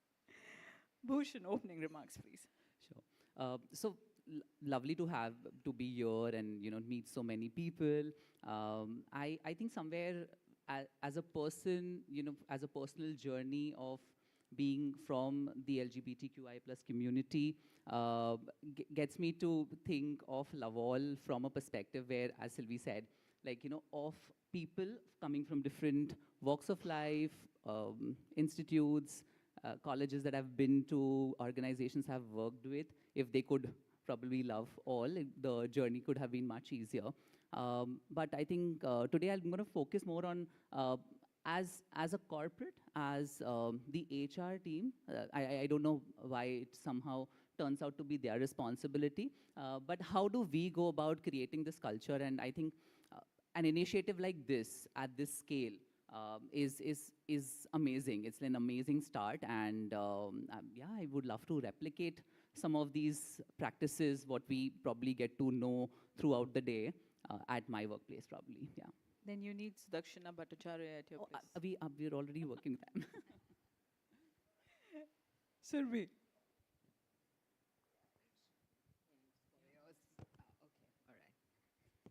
Okay, so actually, it's a very proud moment actually to be here because I represent Publicis Group and our BBH team is here. We've been partners with HDFC ERGO to create this, not the campaign, I'll call it the movement, and really proud that we can sort of build this as we go along.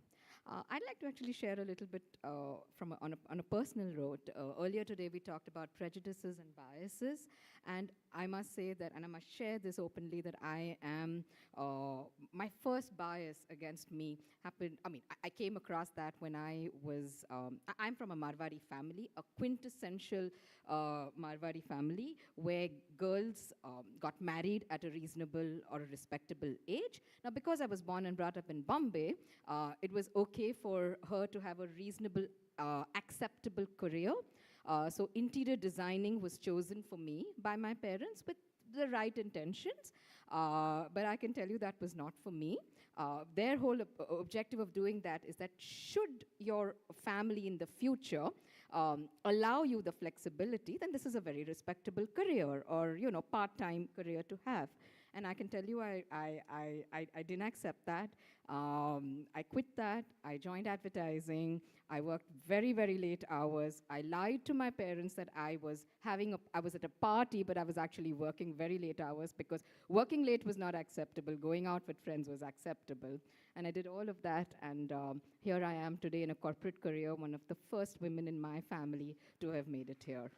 And therefore, I want to be, as much as I can, be an ally, be a sponsor for other young women and men. Fantastic. Thank you so much, everyone, for your opening remarks. Just, I've now had I'm pretty young, but I've had a long career. So, and at every stage in my career, and perhaps I'm an absolute outlier here because I've not seen bias. I've not seen bias because maybe I was always blinded. I never thought there is bias. What you don't think, you don't see. And the other reason, what I realized was, you talked about upbringing, right? I was an only child. I'm an only child of my parents. So there were no boys in the family to compare to. So everything came naturally. Jo ladke karte, wo ladkiyan bhi karti hai. There's no difference, right? And therefore, I've had that. I've had that journey where I've walked into every meeting, every conversation, every professional situation, never thinking that I'm a woman. I walked in as who that situation needed.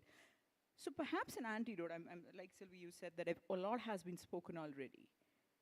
While there is a responsibility on the larger society, whether it is at workplace or outside, to be more acceptable of diversity, is it not a two-way street? When we consider ourselves diverse, aren't we expecting too much for the adjustment from a larger demography? Is it okay to walk in with too much diversity in our head? Sylvie. Actually, with experience, I would say that acceptance is not as going out and expecting everybody to accept you the way you are just because you are what you are. But acceptance for me is when parents accept you for what you are and let you go into the world and be what you are. Because this is where the problem lacks. Trust me, guys, trust me. This is where the problem which I see in the world of today. At 66 today, I have friends who come up to me and tell me, "Yaar, kaisi batao mere baap ko, I can't marry a woman." I'm like, what? In a year of today? What are you talking about? Come on. She won't die of a heart attack. Tell your mom and dad, you can't, I will come and tell them. I'll say it in a joke. So you see, it's not about being he or she or it, or it's not about gender. It's about loving all humanly. That's what acceptance for me with my age and with my experience.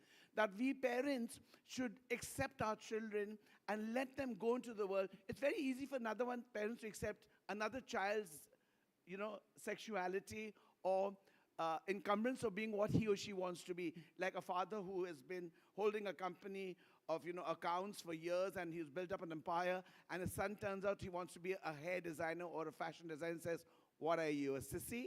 You're going to do something like that? No way. We have an empire.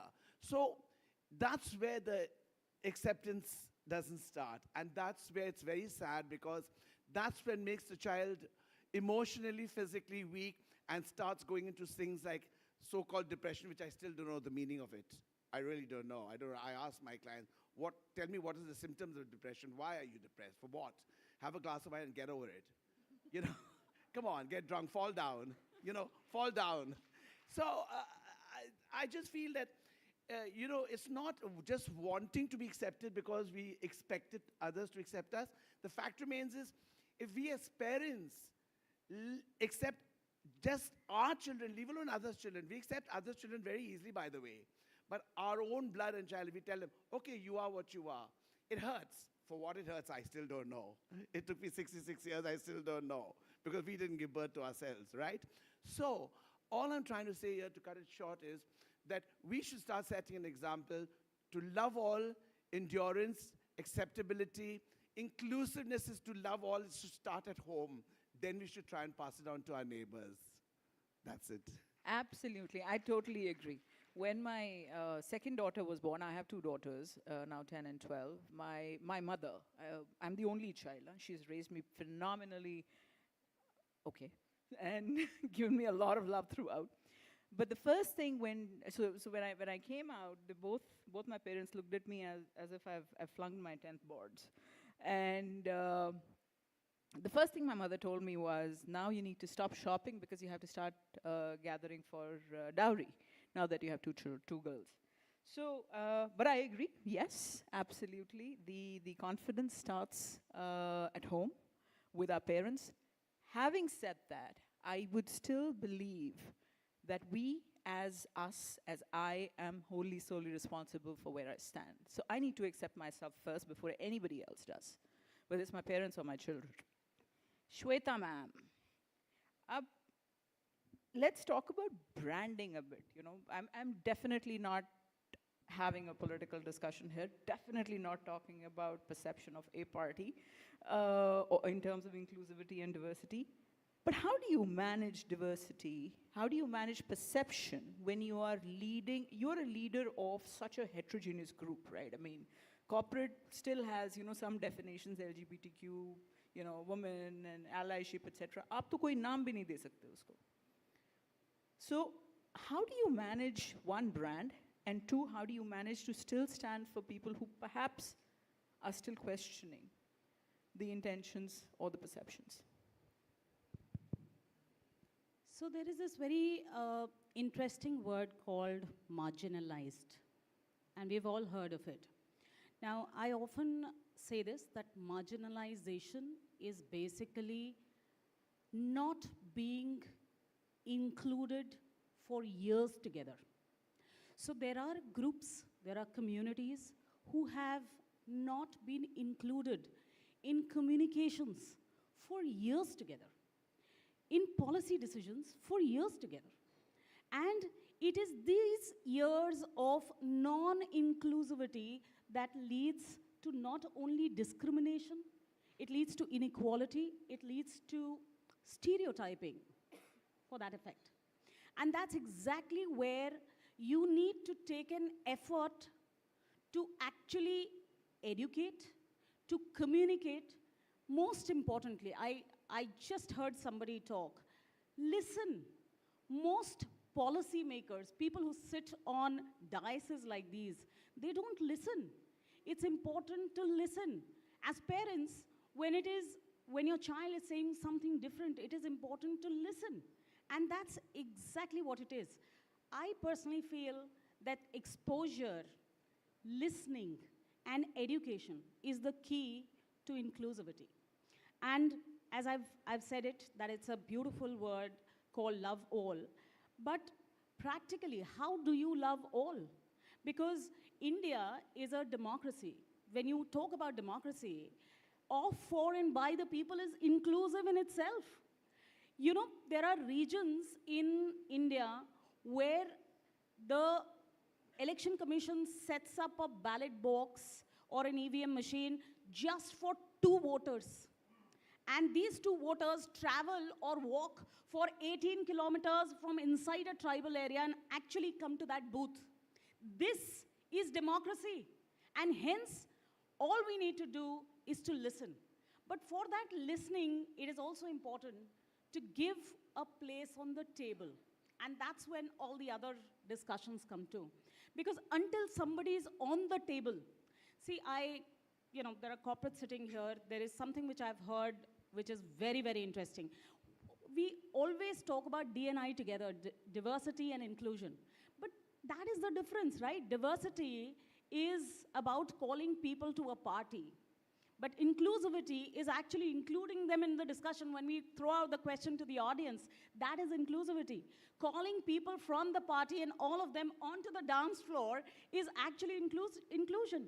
Now, that really does not happen. Now, the question is why it does not happen is because there aren't enough people already on the table to call the same types.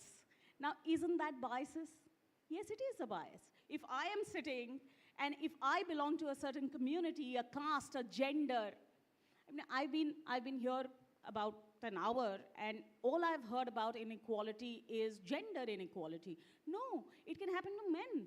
And biases are so unconsciously embedded into us that what we need to really do is actually take an effort to do away, and that effort will come through an ecosystem of policy, through an ecosystem of coexistence, to an ecosystem in policy matters on the table. If I do not have the same kind, if I do not have a woman sitting here, she's not going to pull out a woman from another strata to actually take the decision. And hence, as an ecosystem, all we need to do, I think, is raise a voice, talk, communicate. Platforms like these where we can understand, listen, and also discuss these things so that then it can be embedded into policymakers like us. Politics is extremely inclusive because politics in India is extremely democratic. But India is a diverse country.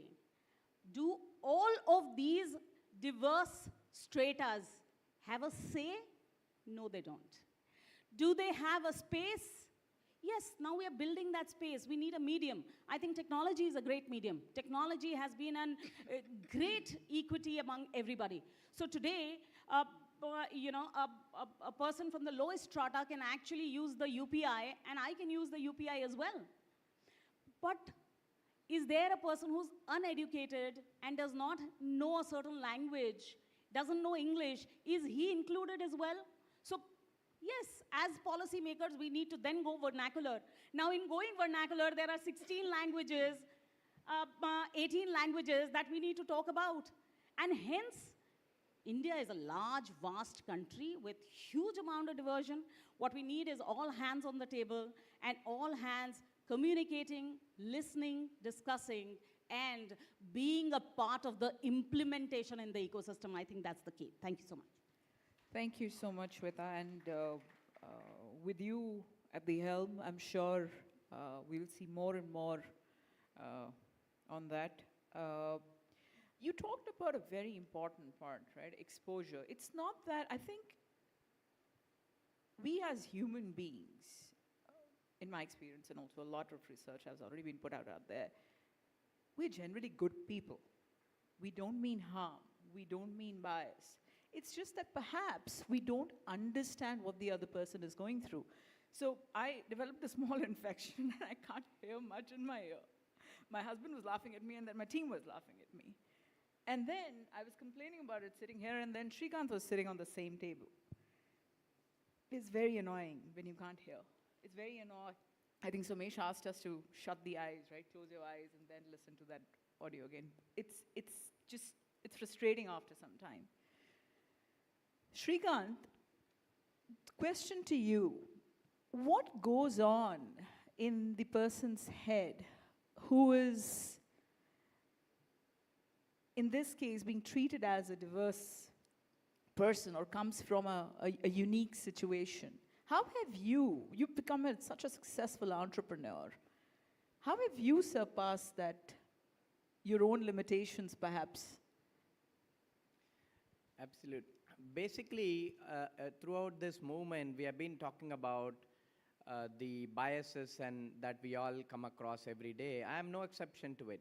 See, you must have faced biases later in your work life or as a student, but I faced my first bias when I was born. Everybody said, just get rid of this baby with both the eyes closed, because he cannot do anything for the community, nor he can take on the lineage of old parents or anything like that sort of. But my parents were, I'm lucky to have parents who showed compassion and who said, no, we want to love him, and this is a gift from the God, and we will give him all that we could. Let him not be helpful for anybody. At least he could just sit at home watching the street dogs walking into the house. In villages and all, doors are open and street dogs freely walk in. So this indirectly shows that every person who is born into this world will have some purpose to do it, whether watching a street dog or reaching the skies. And of course, their thought was watching the street dog, but my vision is to reach the sky, and I am on the way of doing so. Every day people ask me, are you visually impaired? And even here in the welcome address and later on, we heard the word visually impaired multiple times. So I tell them, no, I'm not visually impaired, but I'm visually challenged. Because I don't accept the word impairment, but I accept challenges to work on and let the whole universe conspire to help me succeed.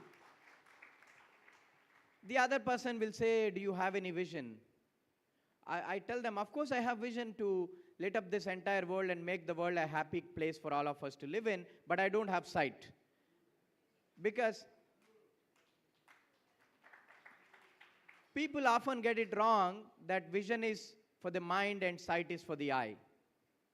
So people often ask me, are you blind? I say, I'm not blind. I am a man with both eyes closed to pull you out of darkness and enlighten you with spirituality and the knowledge that you need to survive.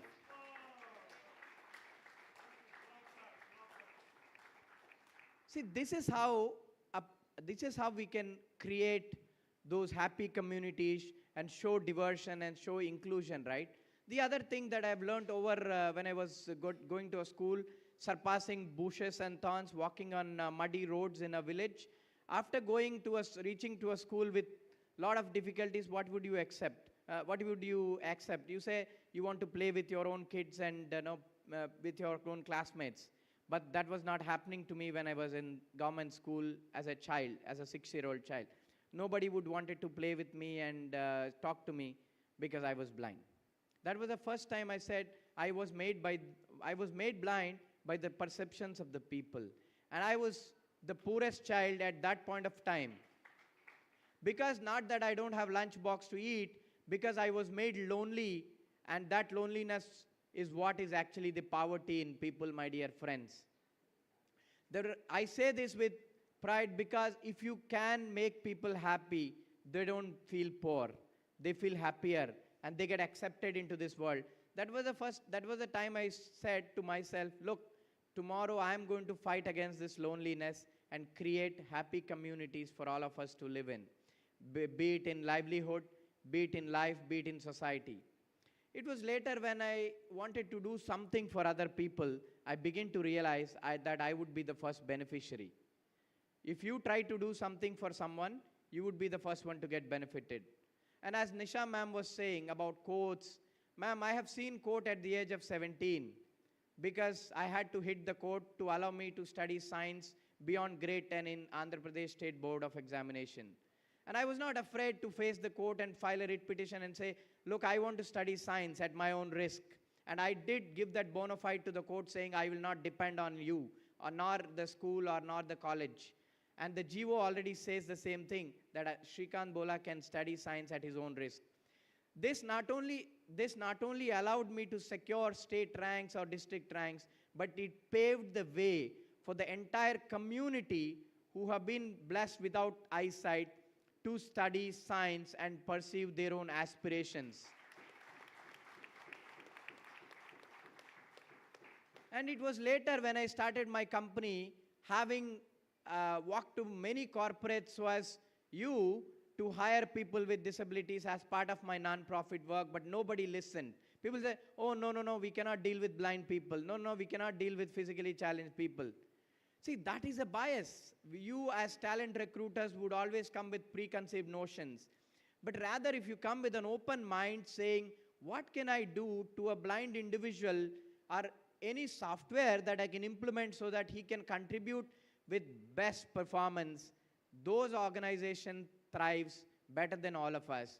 Let me tell you as funny, if you are in a team attending a conference, if you see a pretty girl, your eyes will go to her.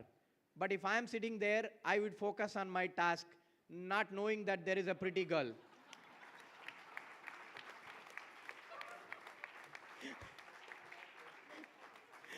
So this would give me better opportunity to present what I am rather than you watching that pretty girl and engulfed in how to get her to talk to you.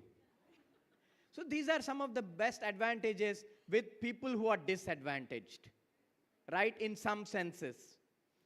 If you don't have eyesight, you have your ears working powerfully to achieve the task. So I tell you, you try to give the little software or a little nudge that a person needs, and I assure you, he or she will be the proud contributors of your own organizations. That is exactly what we do with Bolent. We hire mentally challenged people in repetitive tasks, just counting papers of reams, or counting number of pieces, or putting sets of pieces in a box. So that particular work is assigned to them on a daily basis. You know what is the result? They flawlessly exhibit their talent, and they perform better than anyone who is in that room or who is in that organization. This is why we need to think outside the box and say, who needs what, how to accommodate people, and we can create wonders. And nothing can stop us if we have that vision to work and vision to take challenges and let the universe help us all succeed. Thank you. Thank you so much, Shrikant. So if any of you, including me, have challenges, are depressed, parechan, troubled, I think Shrikant, with your story, and Sylvie, like you said, categorize karo or bahar phenko, correct? And move on. So, Bhushan, that brings me to you. I didn't want to keep the boring question. Sorry, I've gone completely out of syllabus. But your own stories, you've seen it, like Shweta was saying, that, exposure, seat on the table. You took that seat on the table. And in your experience, what's been the biggest challenges? Now I'm moving into the workplace zone. What's been the biggest challenge that you've seen, and how have you changed the perspectives? In fact, I'll go back to what you said. I think very early in life, I kind of accepted the way I am, right?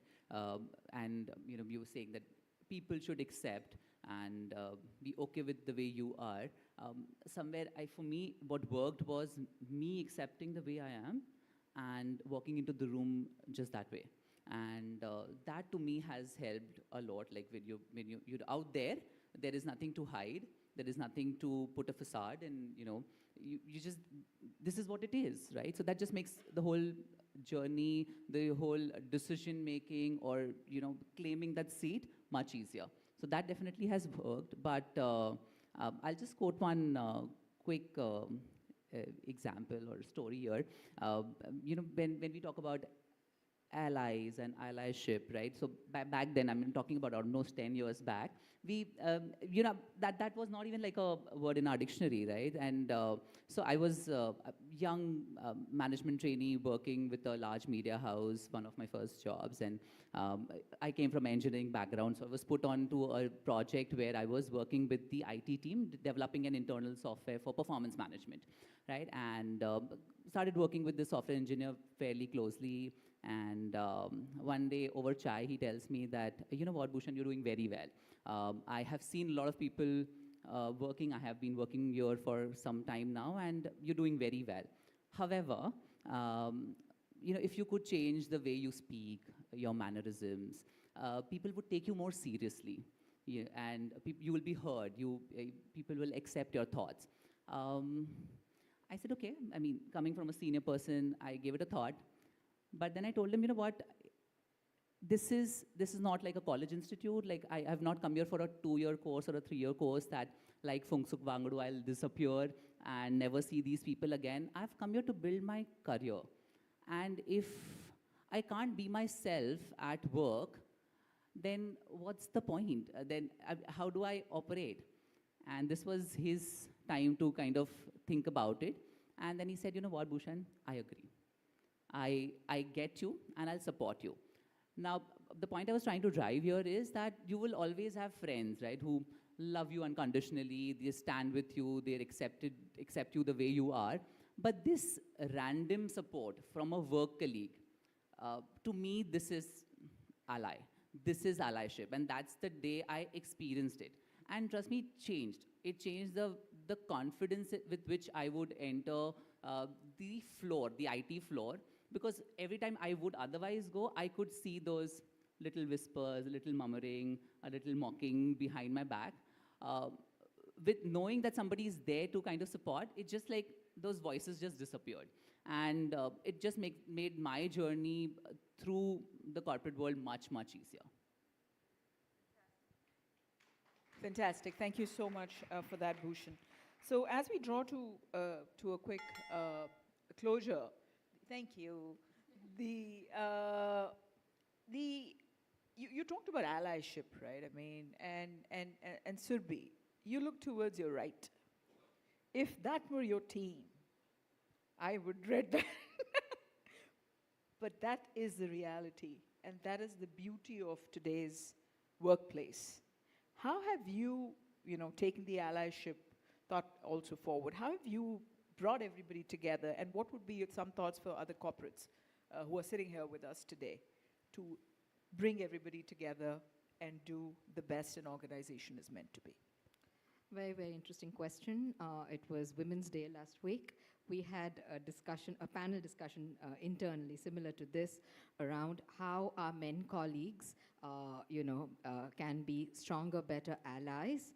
And so we had both men and women in that discussion. And I think the one thing, the discussion actually started saying, why do you need allies?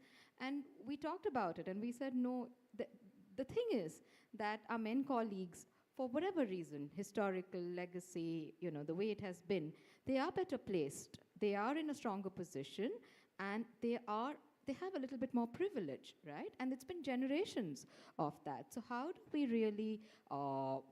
really first accept that, build our awareness, and how do we start taking small but very tangible steps to make that happen? And it was a very interesting example that got shared in that discussion. We're a creative business. There's a lot of late nights, brainstorming, working with each other. The creative folks like to do it in a very unstructured manner. There was a very young, bright copywriter who went into her manager and resigned. And she was very bright, so the manager couldn't figure out why would she want to leave. And there was a retention conversation, much like it would have been with HR. And she actually said, you know what, I feel uncomfortable because I put in the work, I go home, and then when I come back the next day, I see that the campaign has been cracked by a bunch of people who went out drinking to a local watering hole, mostly men, and they cracked it there because the senior most person in that team preferred to do it like that. The creative juices were flowing better there. But the beauty of that was, and she wanted to resign and move on because she wasn't getting, she wasn't getting the right platform. That manager had a reflection, introspected. He changed the way he functioned. He put it together, for the entire team to say, this is not how will we do it. We didn't realize that we were excluding her. She wasn't feeling included. She couldn't contribute. She couldn't bring her whole self because she couldn't come to that watering hole. And of course, the rest is history. That person, young person today, is a very senior person in our industry, a woman leader, who probably would have fallen off if somebody hadn't paid attention to that small thing. So yeah, but a very significant one, yeah. So much, Surbhi, and thank you everyone to be here. What a fantastic conversation. And I'm saying that not because I'm a moderator, but I was the audience to such wonderful stories that you all shared. Thank you once again, and in the paucity of time, that's the end of the panel. If you have any questions, if you have interaction, please join these wonderful people once they come off stage.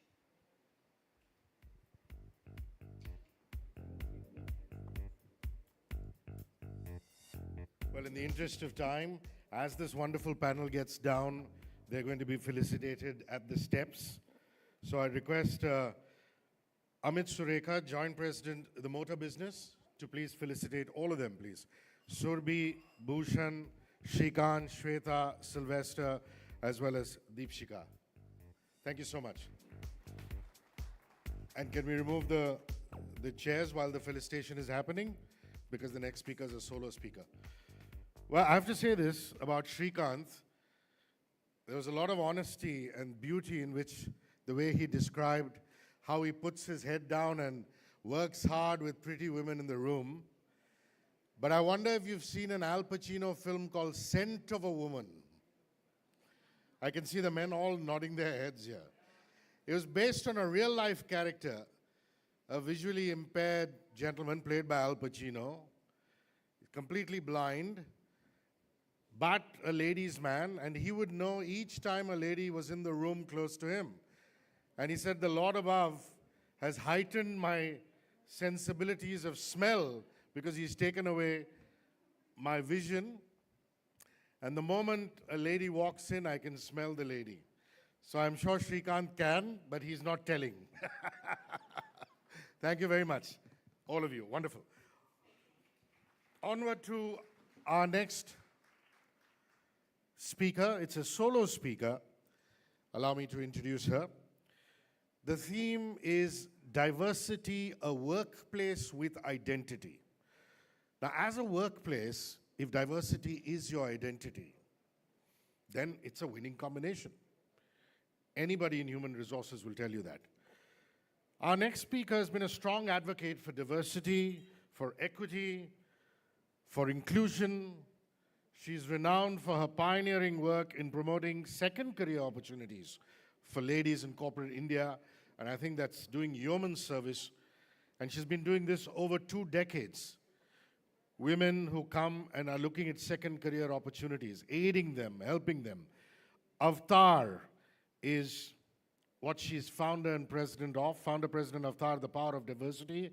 They are a thought partner, and we've mentioned that on a couple of occasions, with the Love All movement. So HDFC ERGO is very grateful for all the support that Avtar has brought in as a thought partner.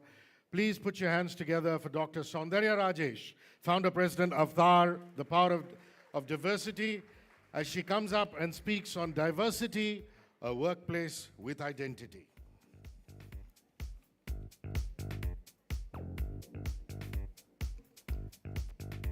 Come here. Thank you. Wow, it's fantastic being here, and what a morning this was. Kudos to the HDFC ERGO team. I've been just soaking in all of the, the amazing inspiration that was flowing since morning. Sudakshna, thank you so much for inviting me, and to every one of you who has put together this lovely program today. I know that we are very behind time, and I've also been asked to sort of cut my address a little bit, so I'm going to jump right in. My name is Dr. Soundarya Rajesh. I am founder president of a company called Avatar, which I started in the year 2000. So we are 24 years old. We are a company that was started because of the fact that the Indian woman professional took breaks in career. This is a very unique phenomenon for the Indian woman professional because nowhere else in the world will you see women taking so many breaks, especially on account of the 3 M's: marriage, maternity, and lack of mobility. Because of these reasons, women take breaks in career, and that then leads to the famous gender pay gap.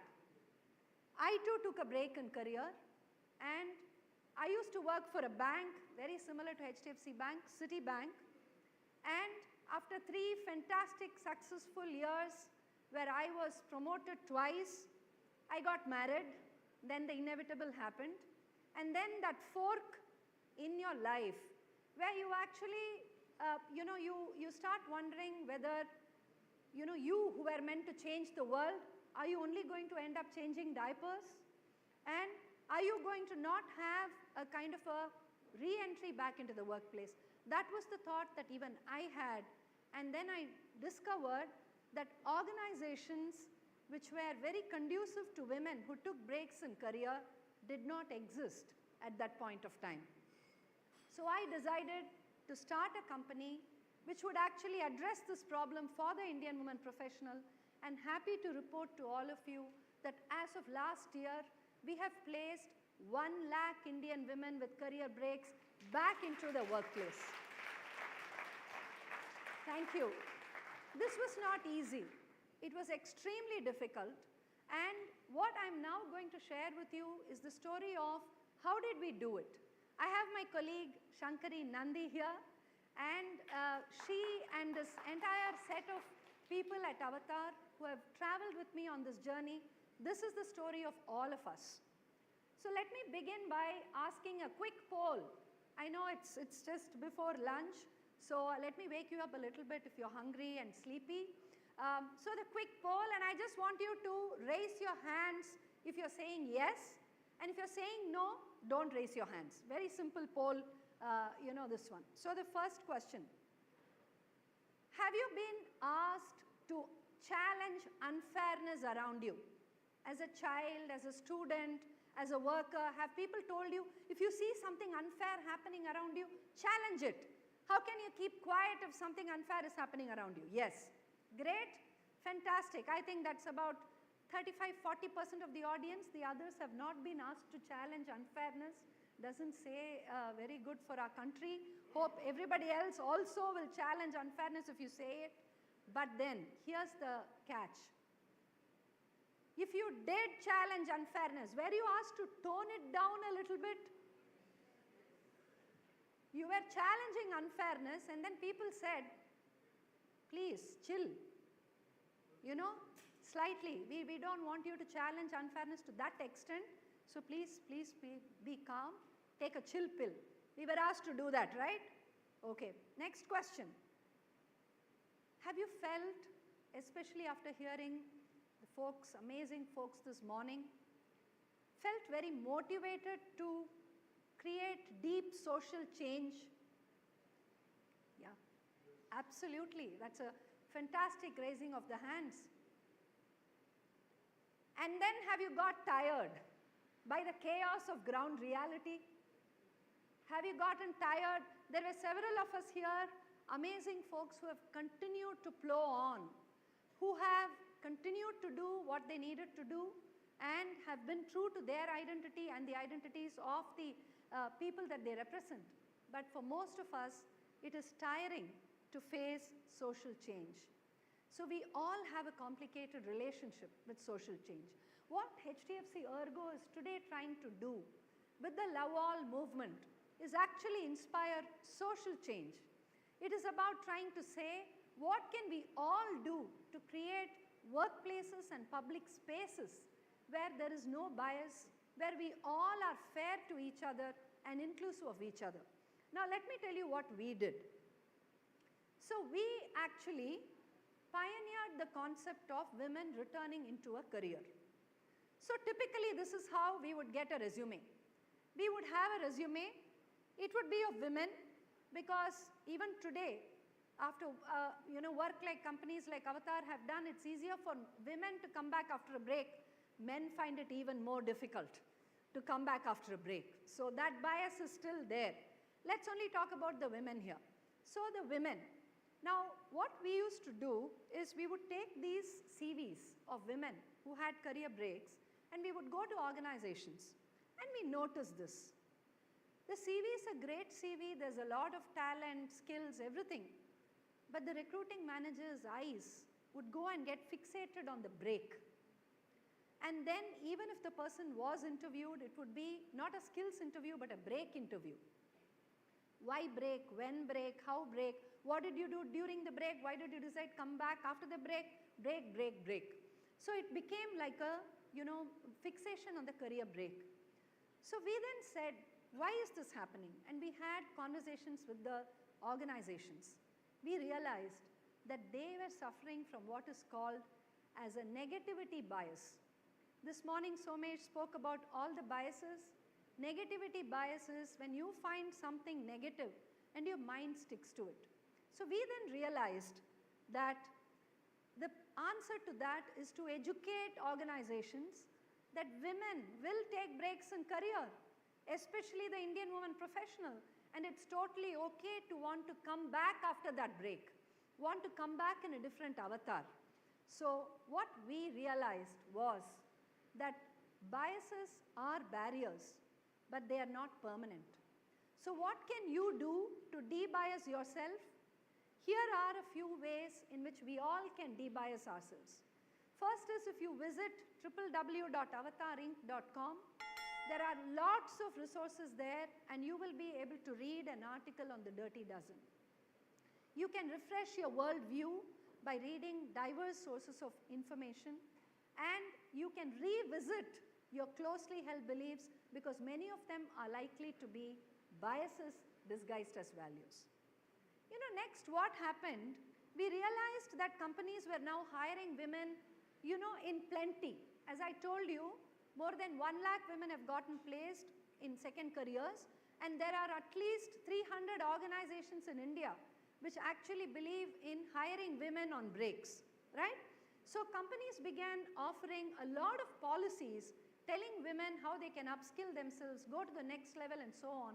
The women were not utilizing the policies. Then we spoke to the women. We asked them, why are you not utilizing policies that are meant for your good? And the women said, that's because they are making us out to be diversity candidates. We don't want to be diversity candidates. Please treat us equal. Please just tell us quietly. You don't need to, have a town hall to tell us that we are special. And that's when we realized positive gossip is a powerful tool in breaking barriers. Meaning, it doesn't need to be that you go and shout out from the rooftops. Even a lot of things that you do quietly, which is what positive gossip is all about, can actually yield a lot of results. So how can you create social change, especially love all? I think it spreads faster through stories. I would request HDFC ERGO to collate a lot of great stories of inclusion, and together with Avatar, we can help take these stories to a lot of people, thousands of organizations. We can create channels for the stories of inclusion to be highlighted. You can run small focus groups in your organization to identify those stories, and you can actually create employee-specific, customized resource groups that can actually help you uncover what inclusion is all about. Coming back to the Avatar story. So we were a one-trick pony. We only knew what women's workforce participation means to India. Even today, through our research, we contribute to the national data on women's workforce participation. In fact, we run India's largest gender analytics exercise called the Best Companies for Women in India. And we had, at that time, 3 companies. We had, in 2005, Standard Chartered, Accenture, Future Group. Those were our only clients. Then we realized that it is not possible for us alone a company like Avatar, to be able to bring about the sweeping change in the companies and in the organizations of the country. So we reached out to people who are passionate about DEI. And lo and behold, today we have over 400 organizations that work with Avatar simply because they are all passionate about DEI, and there is a diversity champion in each of these companies that says that, hey, we must become diverse, equitable, and inclusive. So that is the story of how a small organization can create a huge transformation, and the lesson from this is this. Individual progress can happen alone, but inclusive progress requires allies. It is absolutely important for all of us to create allies both in the workplace and at home. You need allies both at home and at work, right? Coming back, how can you actually do the ally creation? You can be an ally yourself. You can create a network of allies. You can identify champions for every initiative in your organization, whether it is environment, social governance, whether it is DEI. Please identify somebody who's deeply passionate about it, and you will find that you have your ally ready. And finally, create a data baseline. Nothing happens without data. You need data to be able to tell you everything that goes on in your organization. Please create data baselines. Companies like Avatar, we help you create that DEI data baseline for yourself. If you need a diversity diagnostic which helps you understand what is going on, then companies like Avatar can do that. Next, coming back to my fourth and final situation. I know I'm aware of the time that's happening. I'm just probably going to be done in 2 minutes. So we were pioneering the concept of second careers for women. And we spoke about this for almost 8 years. We continue to speak about it. But we realized companies wanted more. They wanted to do more in the space of diversity, equity, and inclusion. When we started, when Avatar was started, there was only one strand of diversity, which was gender. But today, we are able to see so many, many different strands of diversity which the organizations are focused on. You have gender, generations, you have ability, you have sexual orientation, you have culture, you have ethnicity, you have marital status, parental status, you have Bharat versus India, you have socio-economic diversity. There are so many, many strands of diversity today.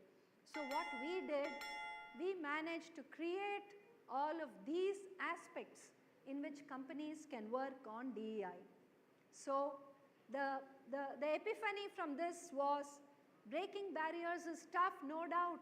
But if you take creative routes, you're there. How can you actually be creative in a forum like this? You can crowdsource ideas from here. You can prepare a powerful business case for your own organization to be inclusive. You can look for clutter-breaking ways. Love All is such a clutter-breaking method to make sure that all of us are here. It's a weekday, and we are here, and we are investing our time to know what it is. Those are clutter-breaking methods. And finally, this has also been spoken about today. Let's involve people of all generations. You can have Freedom Generation, Gen E, Gen X, Gen Y, E-Gen, and you have the Gen Zs. And when you do all of that, you are able to actually create great ideas. So just to give you a final slide on what I just spoke, biases are barriers, but they're not permanent. Positive gossip is real and it's powerful. Individual progress can happen alone, but inclusive progress requires allies. Breaking barriers is tough, but it calls for inclusivity. Thank you so much, HDFC ERGO, and thank you for being such a great audience. Loved being here. Love all. Thank you. Wonderful. Thank you very, very much for that. Thank you very much for that. Please, we'd like to felicitate you. If you could just stay on for a minute. Dr. Soundarya Rajesh from Avatar, wonderful presentation and talk, very heartfelt. I request Sanjay Mishra, Joint President, Internal Audit, FCU and Sustainability, to come and felicitate Dr. Saundarya Rajesh, for this amazing talk.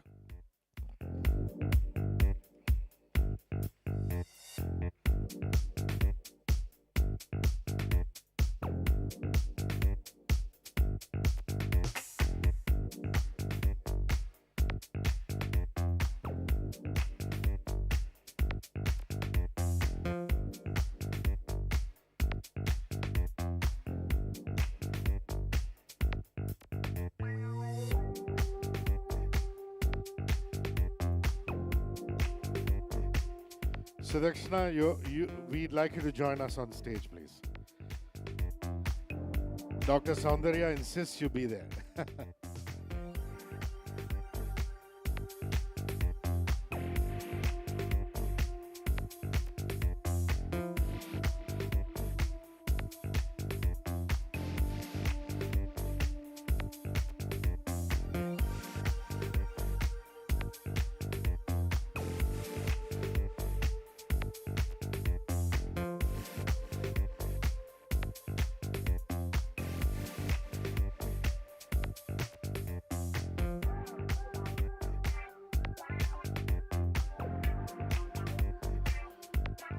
Thank you very much, Dr. Saundarya Rajesh. Thank you so much, Sanjay Mishra, for that.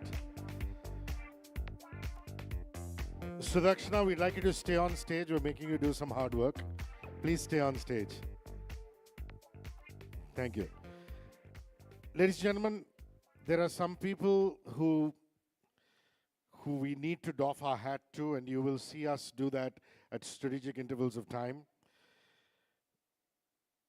The award, and this is an award that HDFC ERGO would like to give this gentleman, a very heartfelt award, the award for Inclusive Leader. And this is going to be given by Sudakshana Bhattacharya, President and CHRO at HDFC ERGO, to the head of BSC's SME and Startup vertical, Ajay Thakur. Mr. Ajay Thakur, please come on stage. Many congratulations, so well deserved. He heads the SME and Startup verticals at the Bombay Stock Exchange, and his service as an inclusive leader is recognized by all of us. And continue loving all, sir, with your wonderful efforts.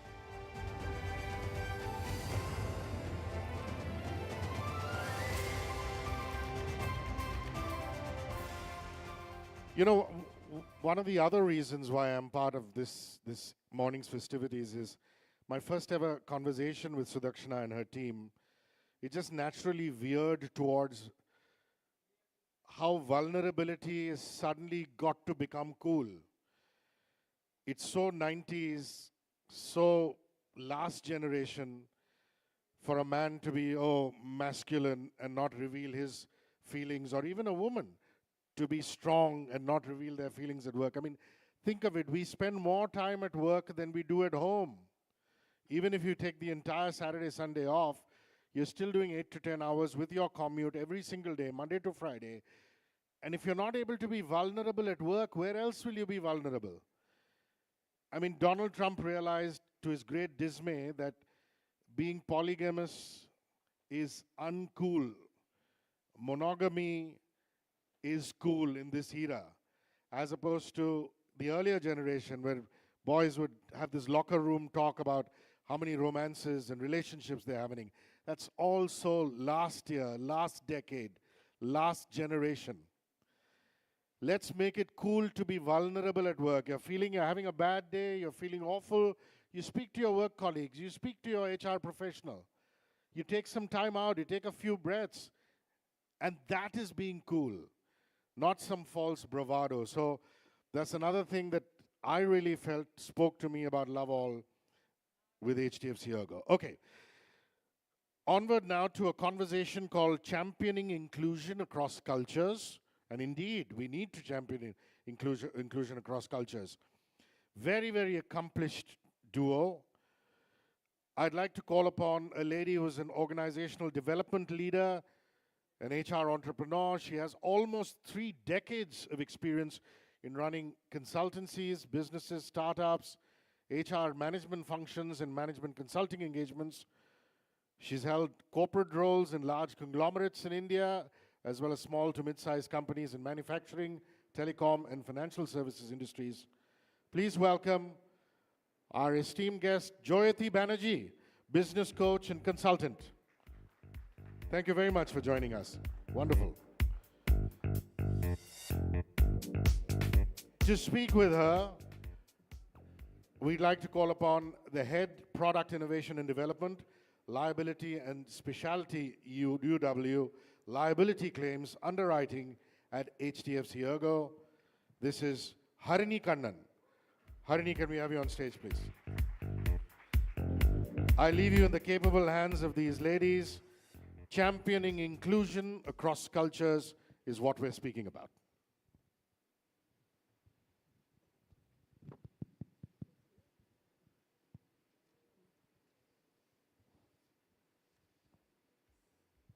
Thank you very much. Thank you, everyone, for having us here.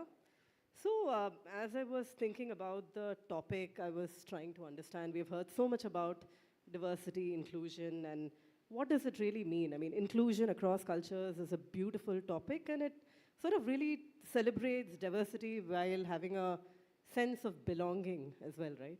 So, when I sort of thought through today morning, what does inclusion across cultures mean? A lot of things across the spectrum came to me. So one is our values and beliefs, social norms, we heard a lot about that. It's also about representation, we heard about seat at the table. It's about accessibility. And what really I loved in the last to last panel was Mohabbat. Constantly be at it and embrace it.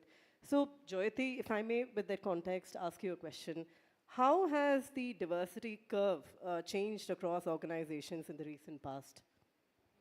Thank you. Thank you for that. And thank you to HDFC ERGO for having me here. It's a pleasure to be here. So Harini, to respond to your question, well, firstly, I think the word diversity itself can be understood in so many ways. We've heard a lot about gender diversity, special needs. And in a country like ours, there's so much diversity across geography, language, the town or city that you come from. Sometimes you're the first family who's been a college goer, so many, many elements of diversity. And apart from all that, there's also cognitive diversity, right? So organizations also are valuing today cognitive and psychological diversity. So if I look at all that though, one thing stands out on the diversity curve, of course, is gender diversity. And one of the things that have happened in the recent past is that because law has mandated women to be on boards, that curve has gone up in the recent past, many more women on boards. But I think the journey is still very much far ahead, because if you look at our female labor force participation, it's still woefully low vis-a-vis many other mature economies. And even if we don't compare, I think it's commonly understood, Harini, that if India has to grow from a GDP perspective, many, many, many more women need to join and stay in the workforce. So it's part about diversity, is also about economic growth, and the curve has to increase very sharply, although it has done well in the vast number of years. So that's just a broad statistic from my side. And it really connects well with what Dr. Saundarya mentioned earlier. I mean, a lot of women or girls have started, getting up to high school, college. But when you look at how many of them really get into the organizational working, mid-level, senior leadership level, the gap in their career, gender pay gap, I think all that resonates well with what you say. So then my next question to you is, how do you ensure the diversity in leadership role is not just a tick in the box exercise? How do you see that? Yes. So I think the answer to that maybe, well, it's yes and no, right? Sometimes it's tick in the box and sometimes not. I look at it like this, that if you have to bring about change, sometimes law or a mandate pushes the conversation. It's possible for some years for it to be lip service before it becomes real. And that's, I think, part of change.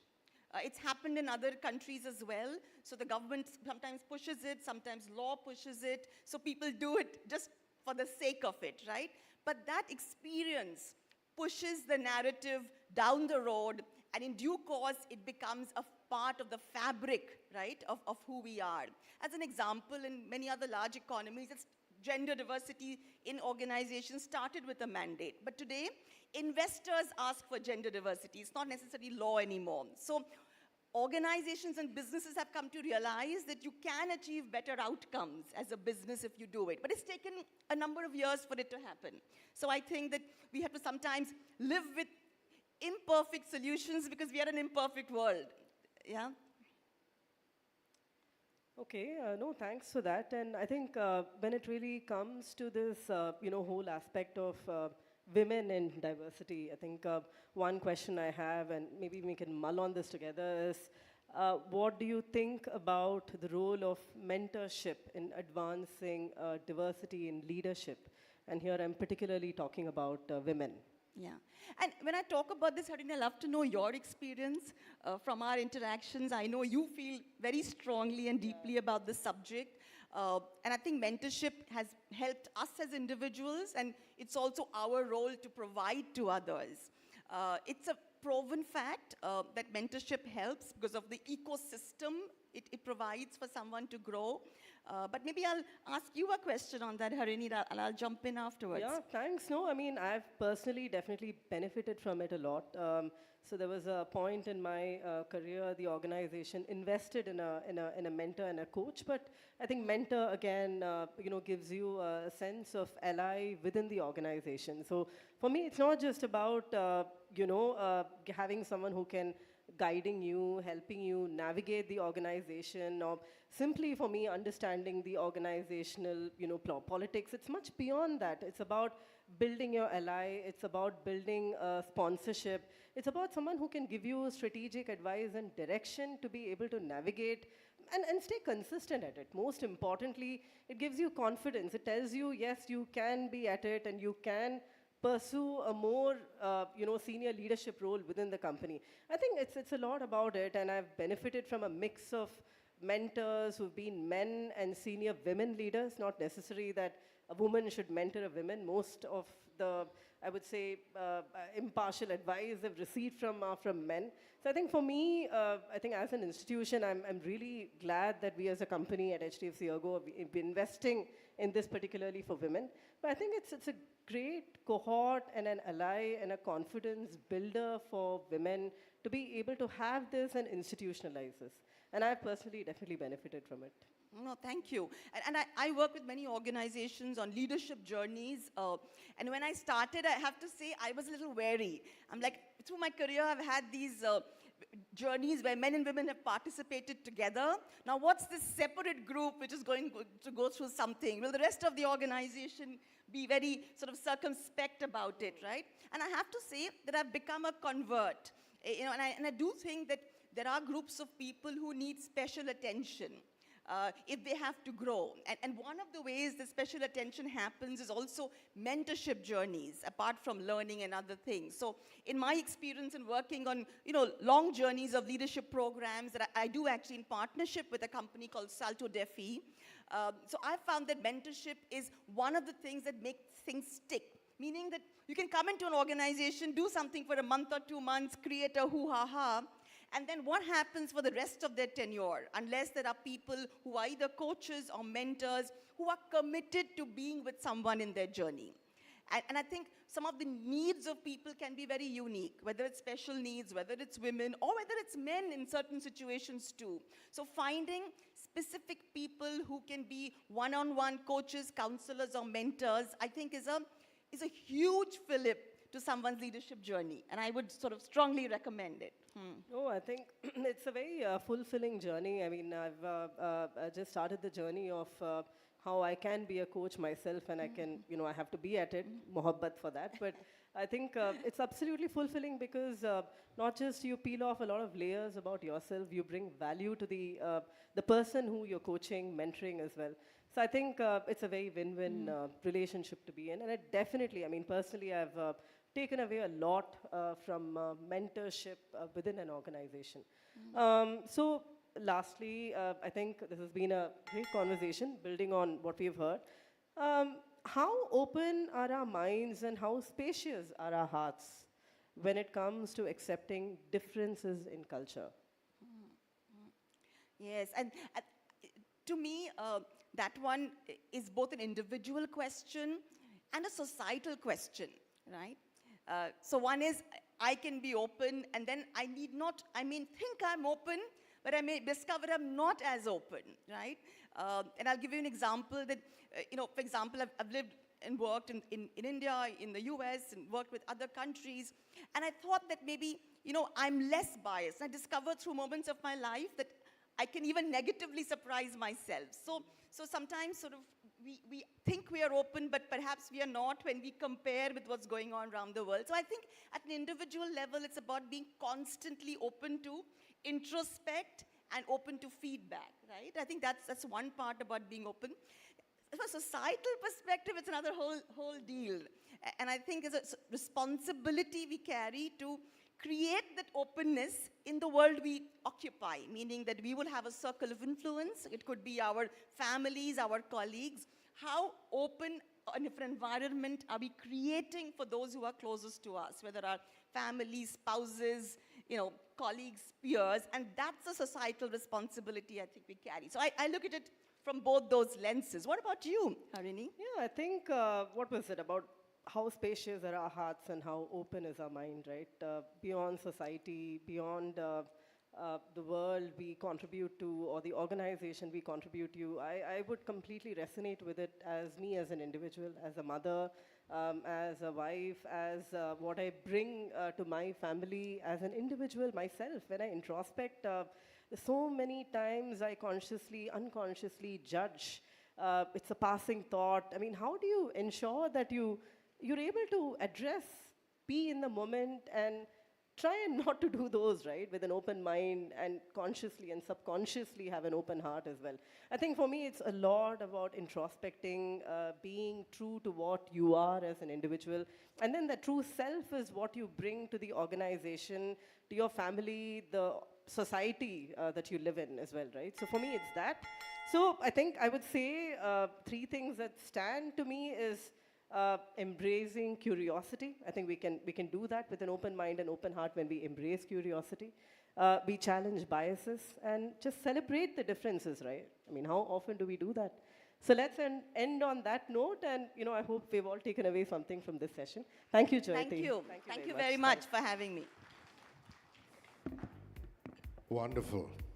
In the interest of time, what we've done is we've taken your felicitation boxes and put them in your cars. Thank you very much. No, I'm serious, really. Thank you, Harini. Thank you, Jyoti. What a wonderful discussion. Amazing. I love that little bits of spirituality seeped into that about present moment awareness. I mean, they've been telling us for centuries, haven't they, the sages and the wise ones, about how this moment is all we have, not the past, not the future, and present moment, and dhyan leads to just present moment awareness. And so much of that is needed to live an inclusive life in an organization. It's actually simple if you break it down. So great session, that really enjoyable. Okay, now for those of you who've been here from the beginning, you must have enjoyed our Love All films, which we played for you. One is the regular version. One is for people who are visually impaired. Beautiful set of films.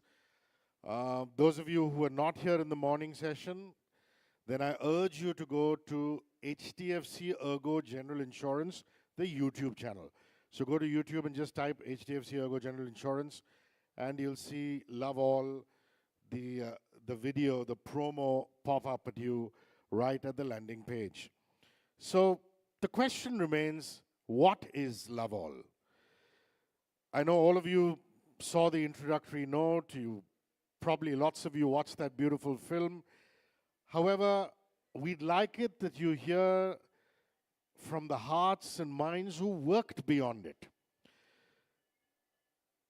And I think it's only appropriate that I call upon stage now Chief Creative Officer at BBH India to talk about the genesis of Love All.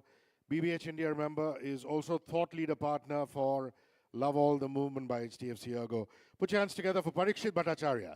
Hi, Parikshit. Thank you.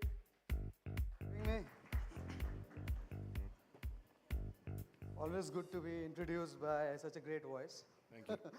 Also, it's been like so much rich thought since morning.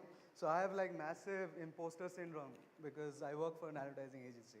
But the good thing about working for an advertising agency is that we get to contribute to large causes with ideas that move people.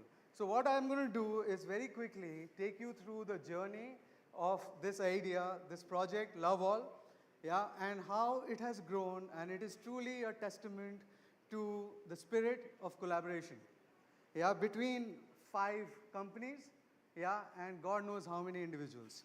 Okay, so I have a counter running here.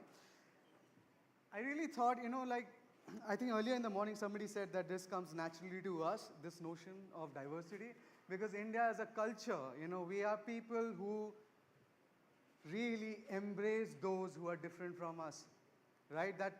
It's a natural instinct for us. For whatever reason, now we are probably more afraid of somebody who is slightly different from us, right? And perhaps we need to bring it back. And corporate India has a leg up because we have people who have been educated in places where people, come from diverse backgrounds, okay? So you're naturally predisposed and you see the richness that diversity adds to your lens, to your aperture, to the way you see world, right? So that's why I thought it'd be great to really start this short presentation, okay, of work on Love All with Gandhiji's quote, "Our ability to reach unity in diversity will be the beauty and test of our civilization." Pretty meta, difficult to live, but we are Indians, so perhaps it comes naturally to us. Okay, so essentially it's a story of an employer branding campaign that became the world's first open source diversity and inclusion movement. Yeah, so how did it be? So HDFC ERGO has a lot of forward-looking HR practices, which we discovered, Tunari Shakti, Revive, Talentize. I'm very clumsy with this, so keep up with me, okay? Project Purple, so they look at, take care of a lot of different cohorts in the workforce, okay?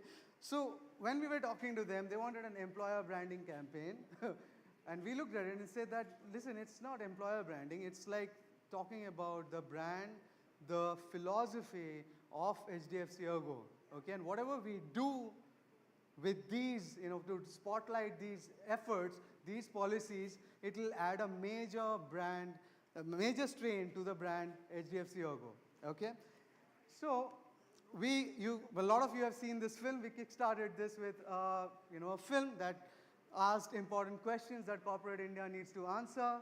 Yeah, we may play it once more for you. For those of you who have come in the afternoon, just have a look at it quickly. Sorry, like I said, I'm a little clumsy with this. So how should it play? Anybody can help? No. I'm pressing play, but it's not playing. Why are women kept out of some roles and conversations?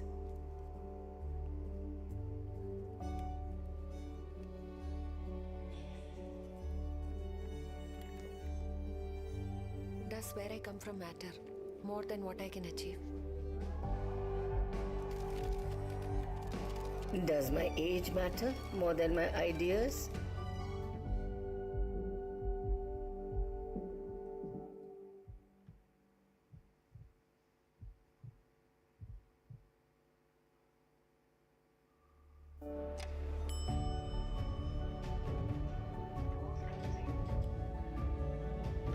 Lack of inclusivity affects everyone. With Love All, HDFC ERGO Makes space for everyone to thrive. So we had this film, everybody loved this. Then we asked, okay, what can we do to make this film more accessible, okay? And that's how India's first most accessible film for people with visual disabilities was born. This film was created with an audio description for people with visual impairments.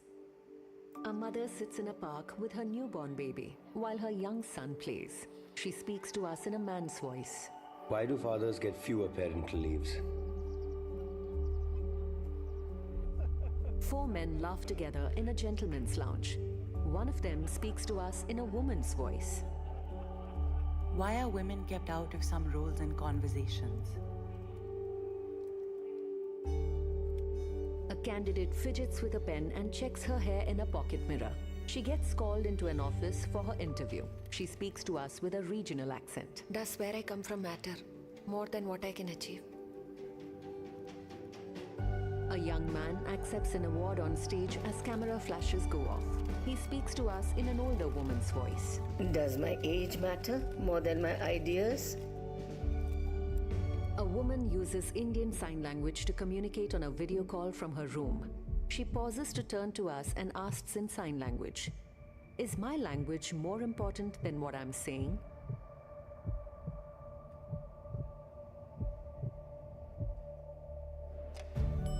A man in a wheelchair waits for an elevator.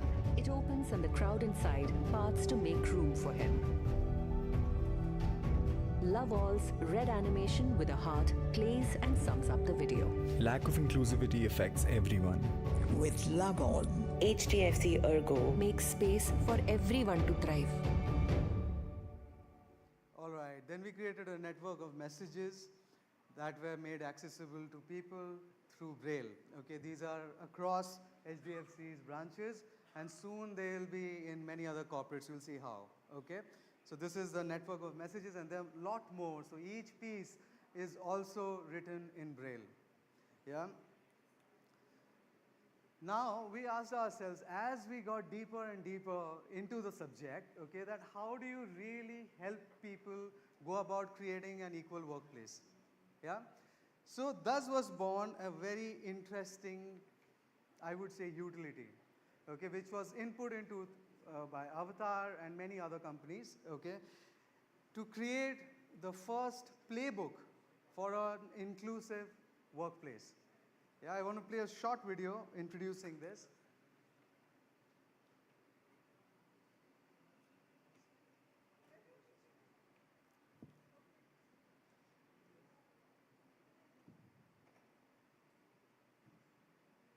Oops.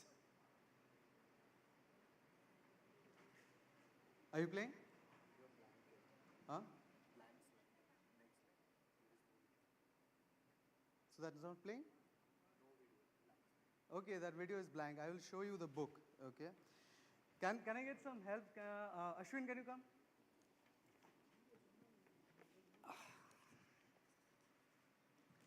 Appreciate it. Okay. So this is the handbook that we have created. Okay. Which is in the shape of the heart, but it has 4 pieces. You know, so to talk about all different kinds of people, okay, that are part of the workforce, okay. And this is not in sequence, and you can pick up any part of this book and talk about. For example, this has marginalization and unfair design, and goes into, you know, talking about this, yeah. And it's also printed in Braille. So anyway, we'll hand out a couple of these pieces as they get into print. So another part of the book is titled The Ally Code. So we heard about how to be, you know, great allies. So again, this talks about, you know, how to, you know, be a good ally. For example, language matters, and there's a lot of great content on this. Okay, so appreciate it, Ashwin. You can put it back. Okay, yeah. So this is, of course, a special build, you know, book that's being printed in limited edition for partner companies. Okay. But there will be a version that's slightly more democratized and easier to print and use, okay? Then we thought, how about get people to think about these concepts, how to really, you know, make it, you know, how to gamify it. Because, you know, when you're in a group of people, okay, all this diversity and inclusion gets a little heavy, right? So you don't really figure, you know, is this for me? How do I really, you know, get into it, plug into it? How do I make it my own, yeah? So we created Cards for All. I hope this video plays.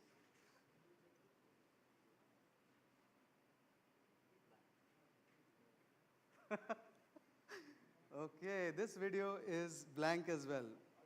Okay, text not with us, but ideas are. So let's get on with it. So there are these cards kept in a few of these tables. Okay, if you unpack these cards,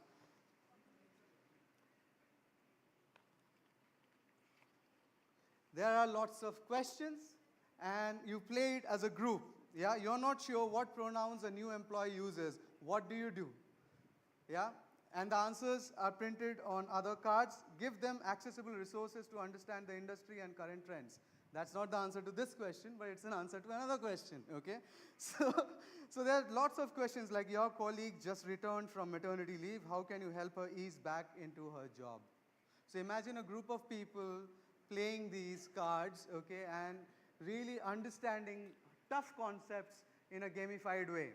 So that's what we are calling cards for all, which again have been democratized by, I'll tell you how, okay, soon. So it's not now just limited to HDFC, okay? When we created these the toolkit which comprises so many different pieces of assets, we also felt that it would be really selfish for an industry leader, a voice leader like HDFC ERGO to keep it to themselves, okay? That's when we realized that this is probably going to become open source. Yeah, what we mean by that, all of these assets are now available to everybody should you go to loveallequally.com. Yeah, if you are a partner company, you can actually customize each asset and put your logo and use it. From the playbook to the cards, to the braille posters, and to all the other bits that will soon get added to the toolkit. Yeah? So, I mean, like, I think Somesh in the morning also mentioned that there are over 50 partners who have already been onboarded.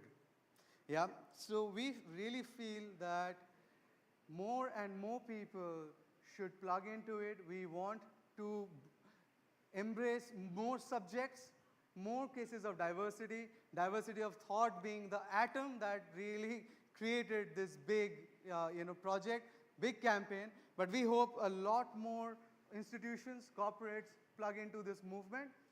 And the government of India endorses this toolkit as a standard operating practice for companies that don't have such forward-looking HR practices, right? So that is telling me time's up, okay? And we have had a few tech glitches. Trust me, we always have tech glitches, but it always delivers, and people get to see the videos that we have made for them, okay? This time they didn't, but this session was supposed, I'll take another 2 minutes, okay? This session was supposed to happen in the morning. So I had thought of a small, short exercise. It'll take 2 minutes, yeah? It'll take 2 minutes. If you guys are game, we can do this. Okay, I have 1 thumbs up, and I'll take that as encouragement. I'll move forward. That's all I need. I've got 2 thumbs ups, okay? Got 3, 4, never mind. Okay, we got some. All right, okay. So, and I'll tell you why I thought of this exercise, okay? It'll require you to close your eyes. It'll take exactly 2 minutes or even less, okay? It'll require you to close your eyes. Take a deep breath. Maybe take another.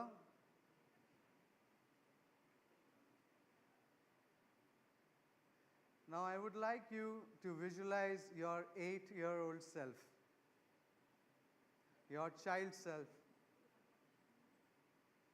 in front of you. Your 8-year-old self in front of you. I'll give you a beat to visualize your child self in front of you. I would then like you to really hug this 8-year-old, this 8-year-old self of yours.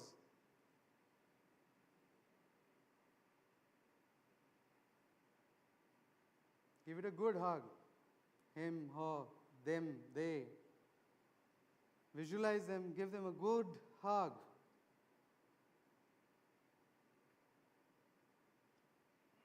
Thank them and let them go. If you did the exercise with me, some of you are still eyes closed, I will wait for you.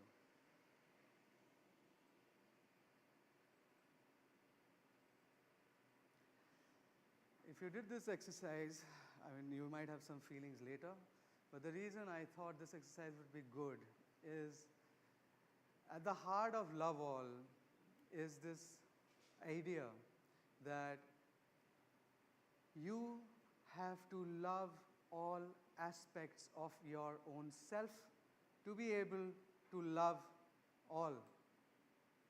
Yeah? This will remain a concept if you do not welcome and appreciate all aspects of you. And all aspects of you are ingrained in that child's self. The more love you give yourself to that child, the more love you will get, and the more love you will be able to show to all varied people in this world. Okay? So those of you who had your eyes closed, thanks a lot. And those of you who could imagine your 8-year self, I promise you, you will have many thoughts and visuals and imaginations as you move forward. Some of you even might have tears. With that, thanks a lot for indulging me. Okay, you've been a great audience. I've just got one thing to say. Technology. Thank you for not showing up sometimes. It helps. Okay, thanks a lot. Parikshit, stay back for a second, please. Put your hands together for Parikshit Bhattacharya, Chief Creative Officer at BBH India. What a wonderful session on the genesis of Love All. We'd like Sudakshana Bhattacharya to come up and please felicitate him.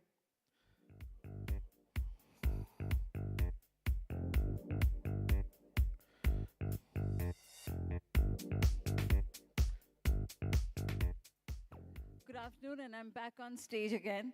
All felicitations are special. Each one of you who's here for our event is special, but this one is a little more special. I myself, and I want to take a minute to tell you all that I fought 1 billion biases, 1 billion stereotypes while working on Love All, because this campaign is designed and led by my younger brother.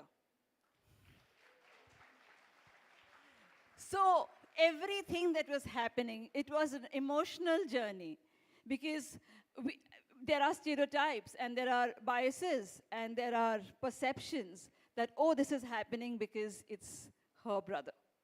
So a lot of it has happened, but today it has culminated to this. Thank you, Parikshit, for doing this, for bringing Love All as a reality. And I need to thank the entire BBH team. Himanshu, thank you so much for believing that an employer branding campaign can actually work for an organization. And Somesh, I don't know whether you're here. Somesh, thank you so much for being the front runner. I still remember that emotional moment when you brought it to us, said, you know what, I saw something and I think you will love it. And ever since, wherever it has gone, I think people have loved it. I'm assuming that each one of you here has loved what we created. Thank you so much for being here. Thank you, Parikshit. Never mind the technical glitches, but it deserves a hug. Thanks.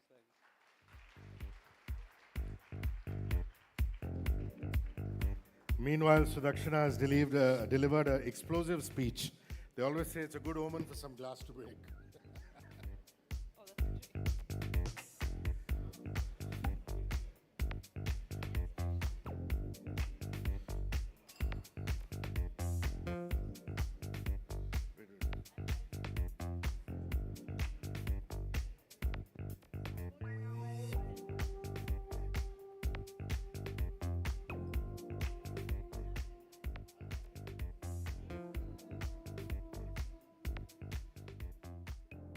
Sudakshana is right. The entire BBH team should be here. Come on, guys. Can we have you on stage? This is your victory. Wonderful.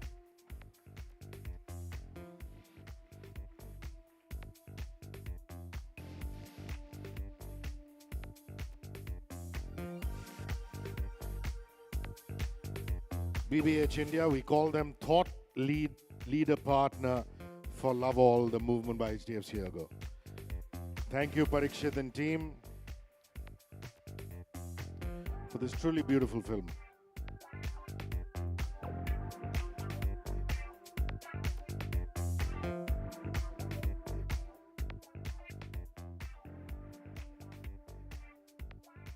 All right. Panel discussion time. While they put the chairs together, I'm going to quickly introduce my panel. For the next session, to moderate, we have a speaker with a rich experience of over 3 decades spanning across consulting, strategic HR, recruitment, L&D, and organizational development, both in India and abroad.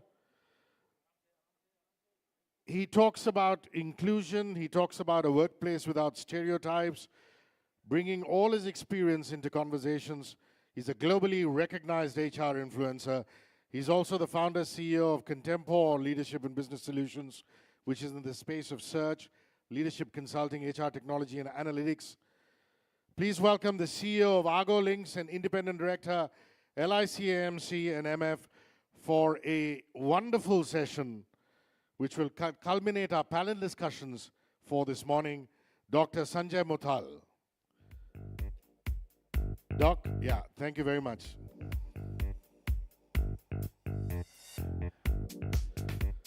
Please welcome our second panelist,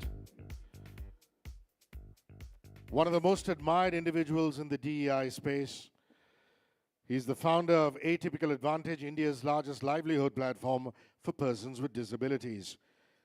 He tried to hire a voiceover artist and a model with a disability out of curiosity for a leading corporate and struggled to find anything. Thereafter, he envisaged a platform where anyone with a disability can showcase their talent and everyone can hire them. Atypical Advantage is a thought partner in the Love All movement. Please welcome founder CEO Atypical Advantage, Vineet Saraiwala. Vineet, thank you very much.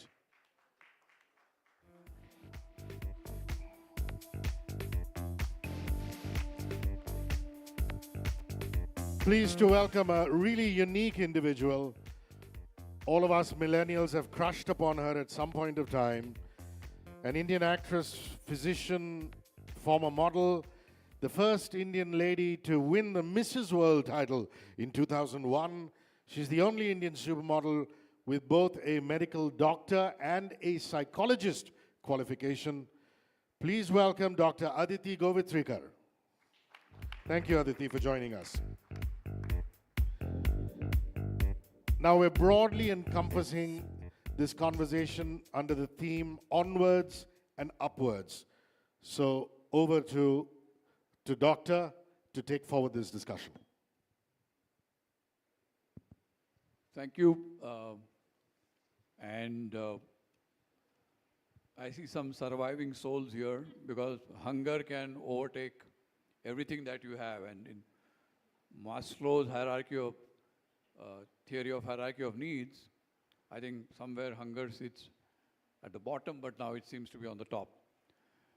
So be it.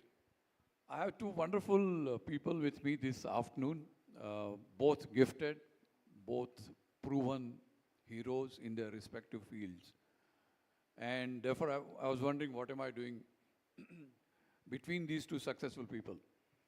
But I'm very, very thankful that I'm part of this session, because this is going to be a learning session for all of us present here. And let me begin with Vineet. Vineet, Atypical Advantage. Would you like to tell us the story of where it all began? I think first of all, an amazing initiative, Love All. In fact, we were part of that journey even 1 year back. Like our association with HDFC ERGO started a long time, and they started something called Purple Hour, which was to sensitize people about disability inclusion. And I think we would have already sensitized more than 5,000 employees with numerous sessions. I think I've never seen that. And this was done probably every day. So that's incredible to HDFC ERGO, and seeing it live here is amazing. Just my story. So I'm from Jamshedpur. As such, have this condition, cool condition called retinitis pigmentosa. It's a degenerative condition. Sight keeps on going down as age progresses. I tell people it's very closer to Vipassana because it teaches you impermanence. So my sight is actually impermanent. As such, graduated from IIM Bangalore, had 6 years in corporates, hired more than 500 people with disabilities, and then again quit everything. And the thought process was to generate dignified income opportunities for people with disabilities in India, because I could not find a single platform doing that, which is talking about income. And quit my job. One of my mentors said to me that, Vineet, it's not about you or me, but India will lose an opportunity to generate income for people with disabilities and at scale. And you are blind, you're from a middle class family, from a good B school. As such, if you don't do this, no one else would. took the plunge, and 3 years of roller coaster journey. What Atypical Advantage does, essentially pretty simple. First, we have amazing performers, over 500 plus performers, 200 plus artists. And our pitch to companies is very straightforward. Look at the talent, makes sense, go ahead, go book them for corporate shows, award functions, paintings. In fact, a lot of gifting which you see today in this event have been done by artists with disabilities. 3 years down the line, we have already transferred more than 1 crore rupees to artists with disabilities in India, more than 200 of them, and an average earning of 51,000 rupees. I know it's still small, considering a 3-year horizon, but yeah, our mission is quite high there. And again, we also do hiring, freelancing, full-time job opportunities. Very proud to tell you, over 3,000 plus people with disabilities have been impacted through the hiring vertical for us. But my story is not about that. Actually, this was way, way recent, right? Everyone knows that college placements are at a blip, lot of pressure and from tier 1 colleges as such. And let me tell you, for the first time probably in the country, 2 of the leading IIMs, the placements of people with disabilities in summers happened before non-disabled people. Not to tell you that we are competing with them, but just to tell you that just for the first time the story changed. A lot of times we assume that probably the placements might happen at the last. And these were 2 of the best known IIMs. And 2 or 3 weeks later, non-disabled people were fully placed. For me, that's again a complete change there. So many companies who had never thought of hiring people with disabilities went ahead. We now work with 250 plus companies. And for me, the motivation is clear. Probably it flows from my own disability, flows from the kind of education which I had. And I would be lucky there because, again, love is the central force probably which binds everyone here, be it across any diverse group, right? I think love is the single common denominator. For me, it was 3 teachers who believed in me, saying that, hey, you are blind, but no matter that, you can study. And that is how I cracked IIM Bangalore, worked in corporate, and now running my own company across all functions. That just tells you that any person with disability or any marginalized community can do anything, probably, bit of support, bit of awareness, bit of change in mindset, and again, a bit of love. So that's my story in short. So thank you for listening. Vinit, thank you for sharing that with us. You're really blessed. Aditi, let me come over to you. I've seen you walking the ramps. So 96, as a doctor, psychologist, decides to become a model. And 2001, Mrs. World. How come this transition and what really prompted you to get into first modeling and then break a stereotypes of getting as a Mrs. World title? Thank you. That's a wonderful question. And thank you all for having this patience to listen to us. Thank you, HDFC ERGO, for having me here. It's an honor. The reason being that love all. It's a beautiful, beautiful concept. And I would urge you all to take the next step. It says workplace. Let's make it planet. Planet for all. Love all, planet for all. Now, where breaking stereotypes is concerned, I think we all have that in us. It is essential for our existence. I'm starting at the basics and then I'll come to respond to your question.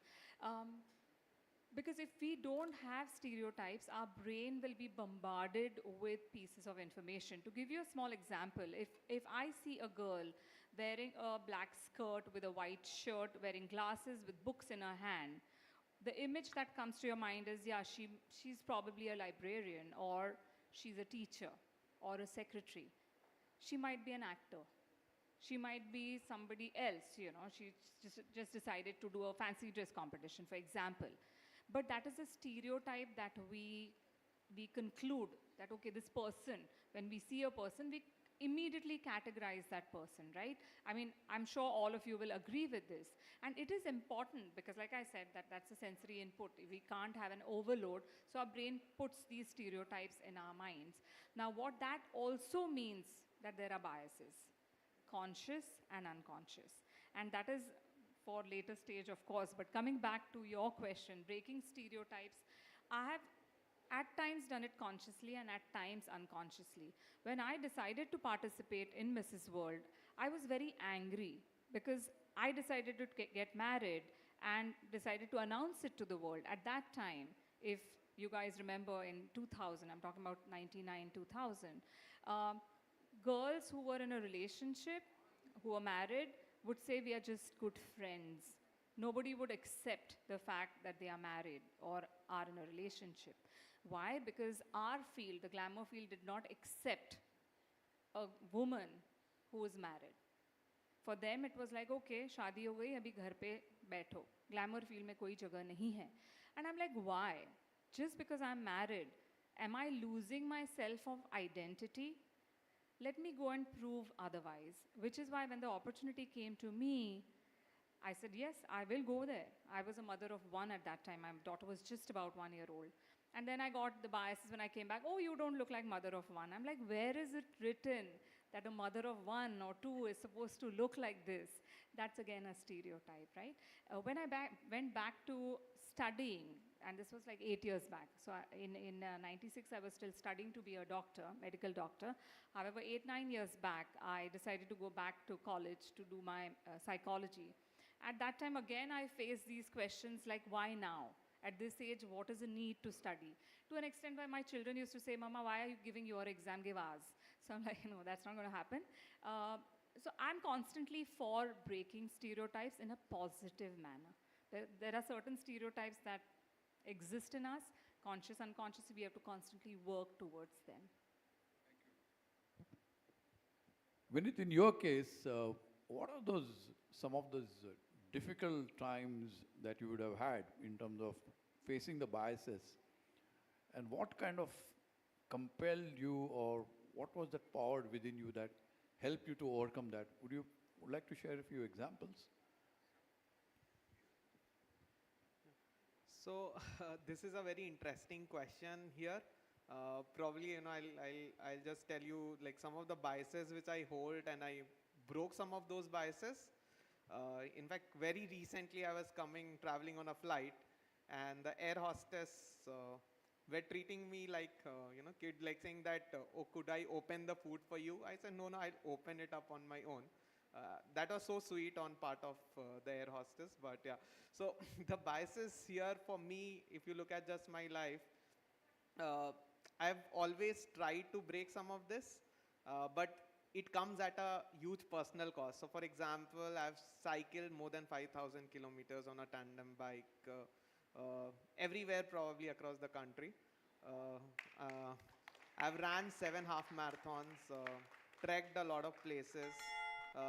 So for example, a lot of biases which you might hold that blind people cannot run, cycle, use computers, be an entrepreneur, earn money, reach the top. I've broken almost everything, any of these biases for a blind individual. But what happens in the midst of proving to the world is it's like, then you're always, this race will not stop, right? Like, and sometimes these biases are there to be broken, but at the same time, we should also keep in mind our own personal thing. And for me, the story, so when I was running the Ladakh marathon, I actually went to this Pangong lake, beautiful lake, and running there. And I just realized that I'll just stop proving to the world and living for whatever I want to do there. Why? Because in these high places, you actually feel short of breath. And there, for me also, it was very similar there. And I realized that probably the biggest gift for me is I'm breathing, and all the others are extras, right? Like family, income, college, education. So many of these things are extras. And I just counted my extras and felt grateful towards that. after that moment, I like, after even starting Atypical Advantage, I stopped caring about these biases because these biases might remain. I hope these biases are broken and completely not there for any marginalized community or any age, gender. You have looked at the beautiful AV there. But even if it remains, I think the idea is to probably, focus on what you want to do, irrespective of these biases remain or not there. Because it gets too much for me at some point, just always trying to prove or answer to the society. But now I just want to do, generate livelihood opportunities. That's my life's mission, to help more people with disabilities get money. So I'll be single-mindedly focusing on that. Thank you, Vinit, and good luck to you in that. Aditi, you are doing some interesting work these days, right? You're telling me. Why don't you tell our audience what Sure. area of work in terms of removing biases and stereotypes that you do? Yes. So I have taken upon the mission of kind of changing the scene for married women, which I started in 2001. Now I'm taking a step forward where beauty pageants are concerned. So focusing on external beauty is something that society always applauds, and we celebrate external beauty. But now I have decided to challenge that and kind of break that stereotype to say, let's focus on beauty inside out. As important as beauty is externally, so is the beauty of your soul or your heart. You might meet a beautiful person, but if that person is bitter or negative or treats you badly, the beauty completely goes out of the window, right? So I launched Marvelous Mrs. India recently, wherein we don't have any criteria of height, weight, skin color, or that the woman does not necessarily have to be married. She can be a divorcee, separated, or widowed. So this is a small step towards challenging the stereotypical definition of beauty. So my hashtag is Beauty Inside Out, where we create this whole program towards holistically transforming women, because that is, I think, the need of the hour. So we talk about microaggression. We even touch upon smaller topics which nobody really talks about. But microaggression is something that kind of chips at your soul slowly and gently. We don't even realize it. So we talk about the bigger topics such as emotional abuse, physical abuse, and so on and so forth, going down, distilling to even microaggression at workplace or at home, where I saw one of the slides which said talking over each other. This is very commonly seen at workplace, especially with a woman, right? So why? Why these things? Why do we accept these? So that is my endeavor, which is a new one that we've started. Thank you for sharing that. I think time's up. That's what it's showing me. But Vinit, before we let you go, what would be your message to corporate India, where we all struggle to remove biases day in and day out and create a more inclusive environment? In the interest of time, I just want to tell corporate India that everyone is good at something. Try to look at that lens from that positivity on and what a person or an individual can do instead of what they cannot. If you look at the cannot, you might find 100 things. But if you look at the can and try to channelize it, I think this world not only will be a better place, but you from a productivity lens also would go high. But invest for long term there and see the magic happening yourself. Thank you. Brilliant. And Aditi, what would your message to? So my message to leaders is that know yourself. It's very, very important to look within yourself. And like Mr. Banerjee made us do this beautiful exercise of accepting yourself, your 8-year-old, why 8-year-old, at any this thing, at you as a human being, be kind and compassionate to yourself. However, do introspect. Because like I said, that we all have biases. To be aware of those biases and then going ahead and working on those personally as a leader is very, very important for you to lead your diverse team and get the best out of it. Because you might take in diverse people, but what happens after that at the workplace? Are you giving the voice to that individual? That is very, very important. So that would be my message. Thank you so much. I think, to me, what Vinit says will stay with me. see what person has than see what it doesn't have. I think most of the time we do a mistake of where the person came from versus where the person wants to go. And our evaluation most of the time goes on very stereotypical background of the person and the walk that he has taken so far. Thank you, Vinit, for awakening us, and thank you, Aditi, for joining us this afternoon. Pleasure was mine. Thank you.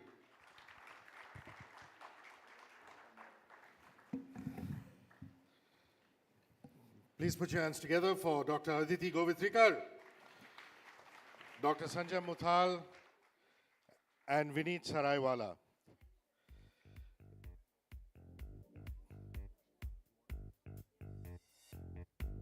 So Dakshina, can we have you back on stage, please, to felicitate this incredible trio? Thank you.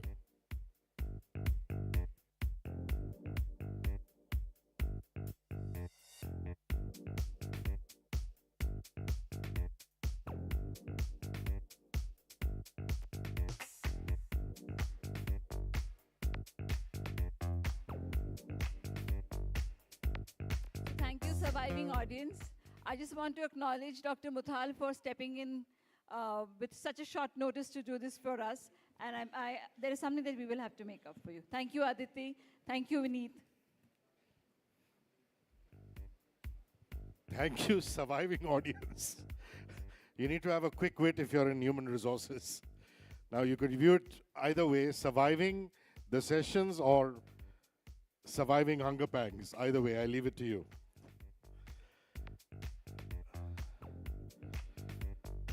All right. Let me just do the pre-introductions while photo opportunities are happening. Every grand event needs a spectacular climax, and we're reaching that spectacular climax right now. Love All by HDFC ERGO is no different. We are now going to celebrate the spirit of the Love All Awards to recognize organizations and individuals for institutionalizing path-breaking diversity, equity, and inclusion. These are interventions that have made a significant impact. And ladies and gentlemen, what we've done is we've broken them into two parts.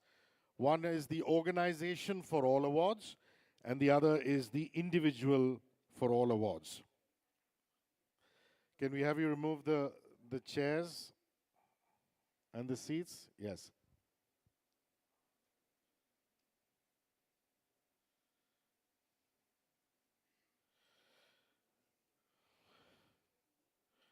Okay, we're going to start with the Organizational for All Awards. So Dakshina, we'll call you for the individual giveaways. To give away the Organization for All Awards, please welcome Dr. Miki Mehta and Nisha Jamwal. Miki, Nisha, can we have you on stage, please?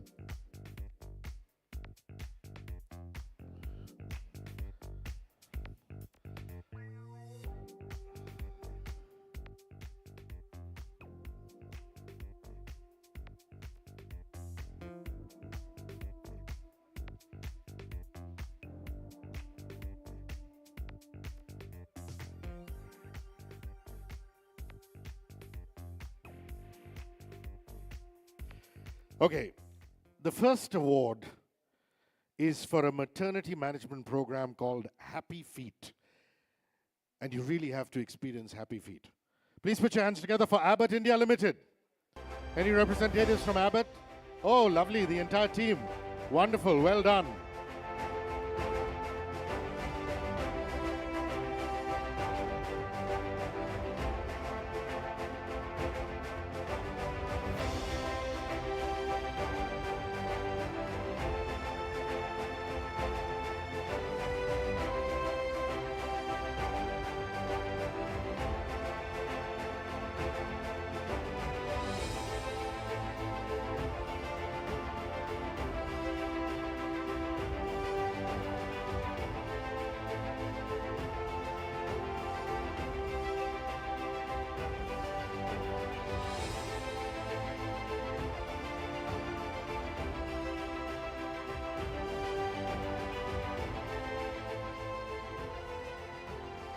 Many congratulations, Team Abbott, and keep continuing the great work that you're doing. And love all to you. All right, for the introduction of an inclusive language guide, our next award winner, Aditya Birla Capital Limited. Many congratulations. Is there anyone from Aditya Birla Capital? Wonderful. Ladies, please come up. Nisha Jamwal and Mickey Mehta have received many awards, and here they are now giving away awards.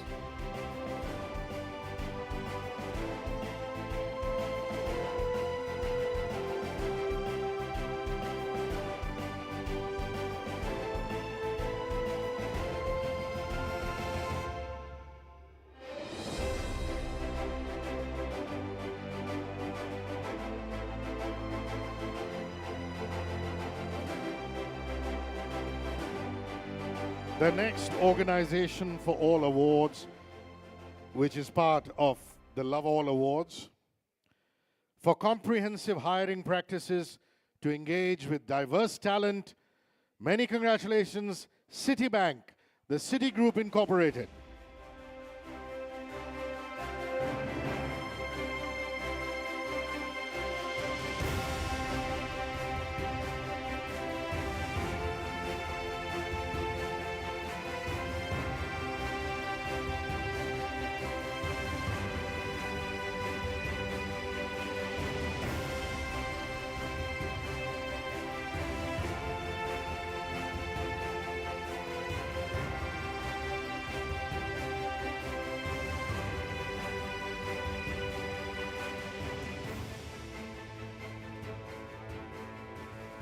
Well done, Citibank. Organization for All Award given for creating a conducive ecosystem for women to build careers at the shop floor. The winner, Godrej Industries Limited Chemicals Division. Well done, GIL Chemical Division. So wonderful to see all ladies coming up to receive. The more the merrier, please come up.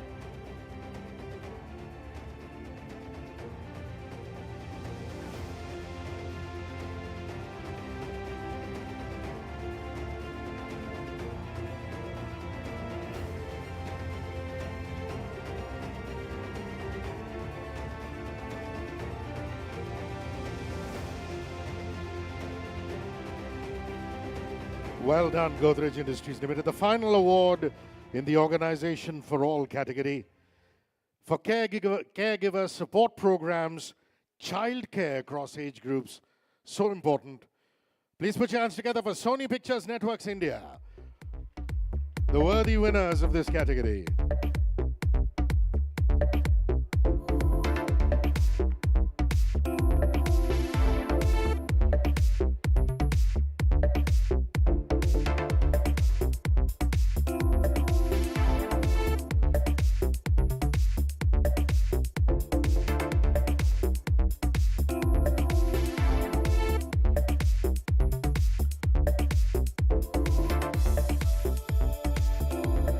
Well done, Sony Pictures Networks. Thank you very much, Nisha Jamwal. Thank you, Dr. Mickey Mehta. Please do follow them at Mickey Mehta, at Nisha Jamwal, and of course at HDFC ERGO, all on Instagram.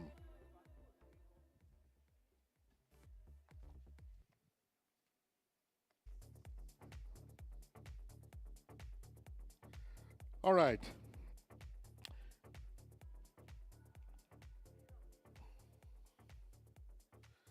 I beg your pardon, there's one that we still have left to go.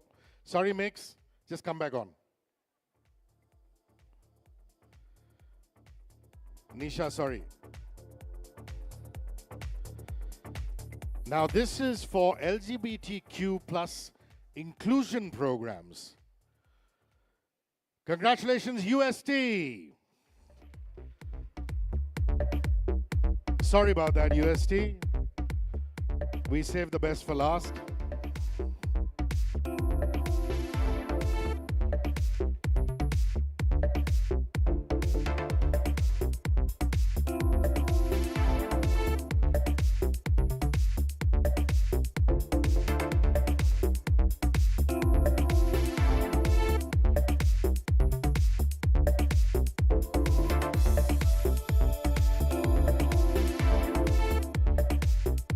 Yeah, Mickey and Nisha can thank me for adding to their exercise quotient by jogging up and down the stairs.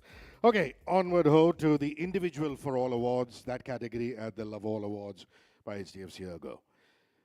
Sudakshana, can we have you on stage, please? Sudakshana Bhattacharya, President and CHRO at HDFC ERGO, to give away the individual awards.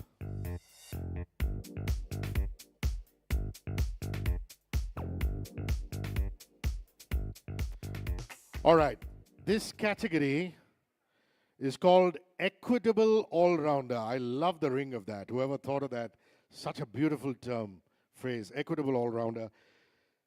Many congratulations, Dr. Aditi Govitrikar, Indian actress, physician. Thank you for your time on the panel, and many congratulations for this award.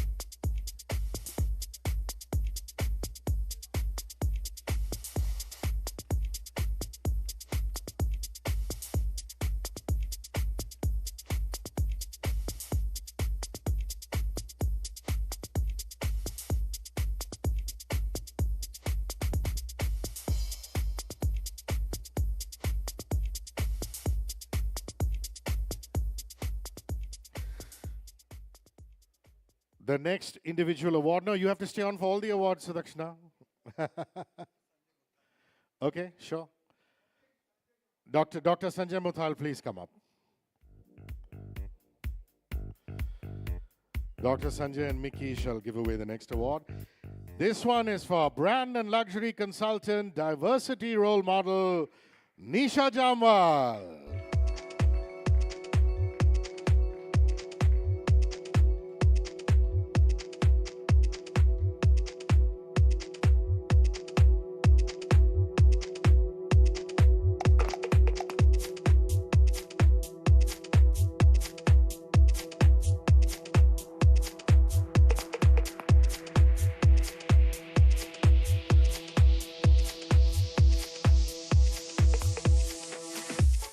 The next award is for Inclusion Champion Through Grooming. Dr. Muthal and Mickey, you can stay on. Inclusion Champion Through Grooming. The winner is Ruxana Isa, the owner of Image Inc. Ruxana is not here. We'll make sure that the award reaches her home. Maybe, Mickey, you can take it to her with lots of compliments from HDFC ERGO. The next one in the individual category is called Entrepreneurial Ally. And the Entrepreneurial Ally is Director of the Trans Cafe, Zainab Patel. Zainab, well done.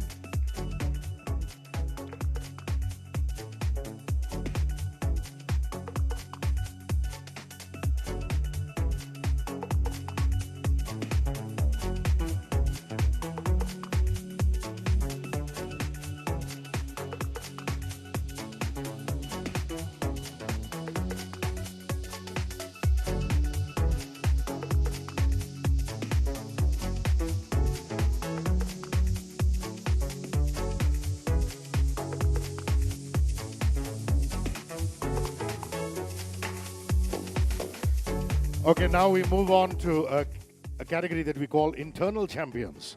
Internal Champions at HDFC ERGO, Individual for All Awards. For the category Inclusion Champion, he's not here, but we'd like to announce his name. President Bancassurance, CEM and Operations at HDFC ERGO, Ankur Bahore. Many congratulations. Champion Love All Open Source Movement. For that, the award goes to Head Mid-Market and SME at HDFC ERGO, Divakar Asthana. Divakar, are you here?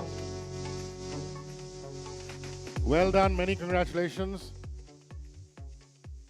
Divakar is not here. An early lunch beckons. Champion Project Shakti. Many congratulations to Head Product Innovation and Development, Specialty Underwriting at HDFC ERGO, Harini Kannan. Harini was part of a very interesting panel earlier on. Harini, are you here? Great, please come, please.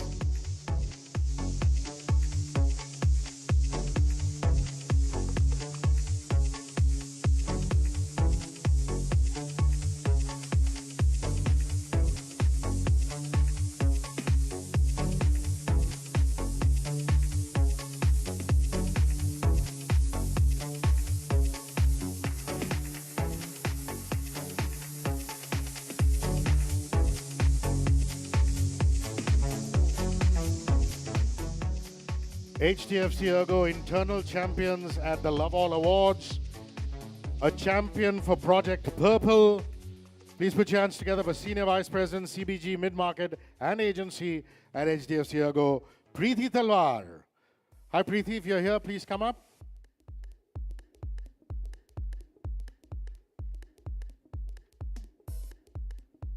Moving on to Champion New Initiative. Many congratulations to Executive Vice President, Digital Office, HDFC ERGO, Shibashish Guha. Shibashish Guha, congratulations. And for the love behind Love All.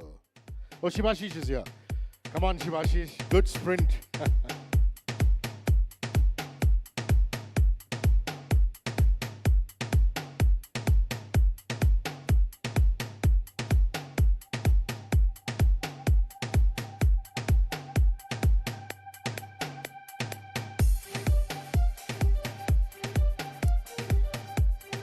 And for all the love behind Love All. Big congratulations to the head DBG and marketing at HDFC ERGO, Somesh Surana. We started the day with Somesh, and we're going to wrap with him.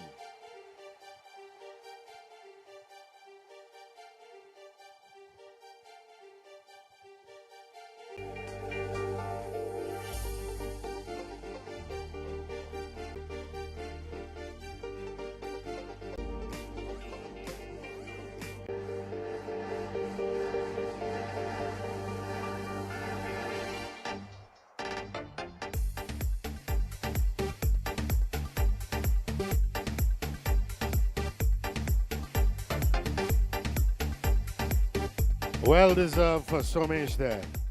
Thank you, Dr. Mutal. Thank you, Dr. Miki Mehta. Ladies and gentlemen, my name is Rishi K. I hope you enjoyed hosting this gig as much as I did. We're going to see you back if you're staying back for our afternoon and evening's proceedings. Till then, I wish you all much love and love all from HDFC ERGO.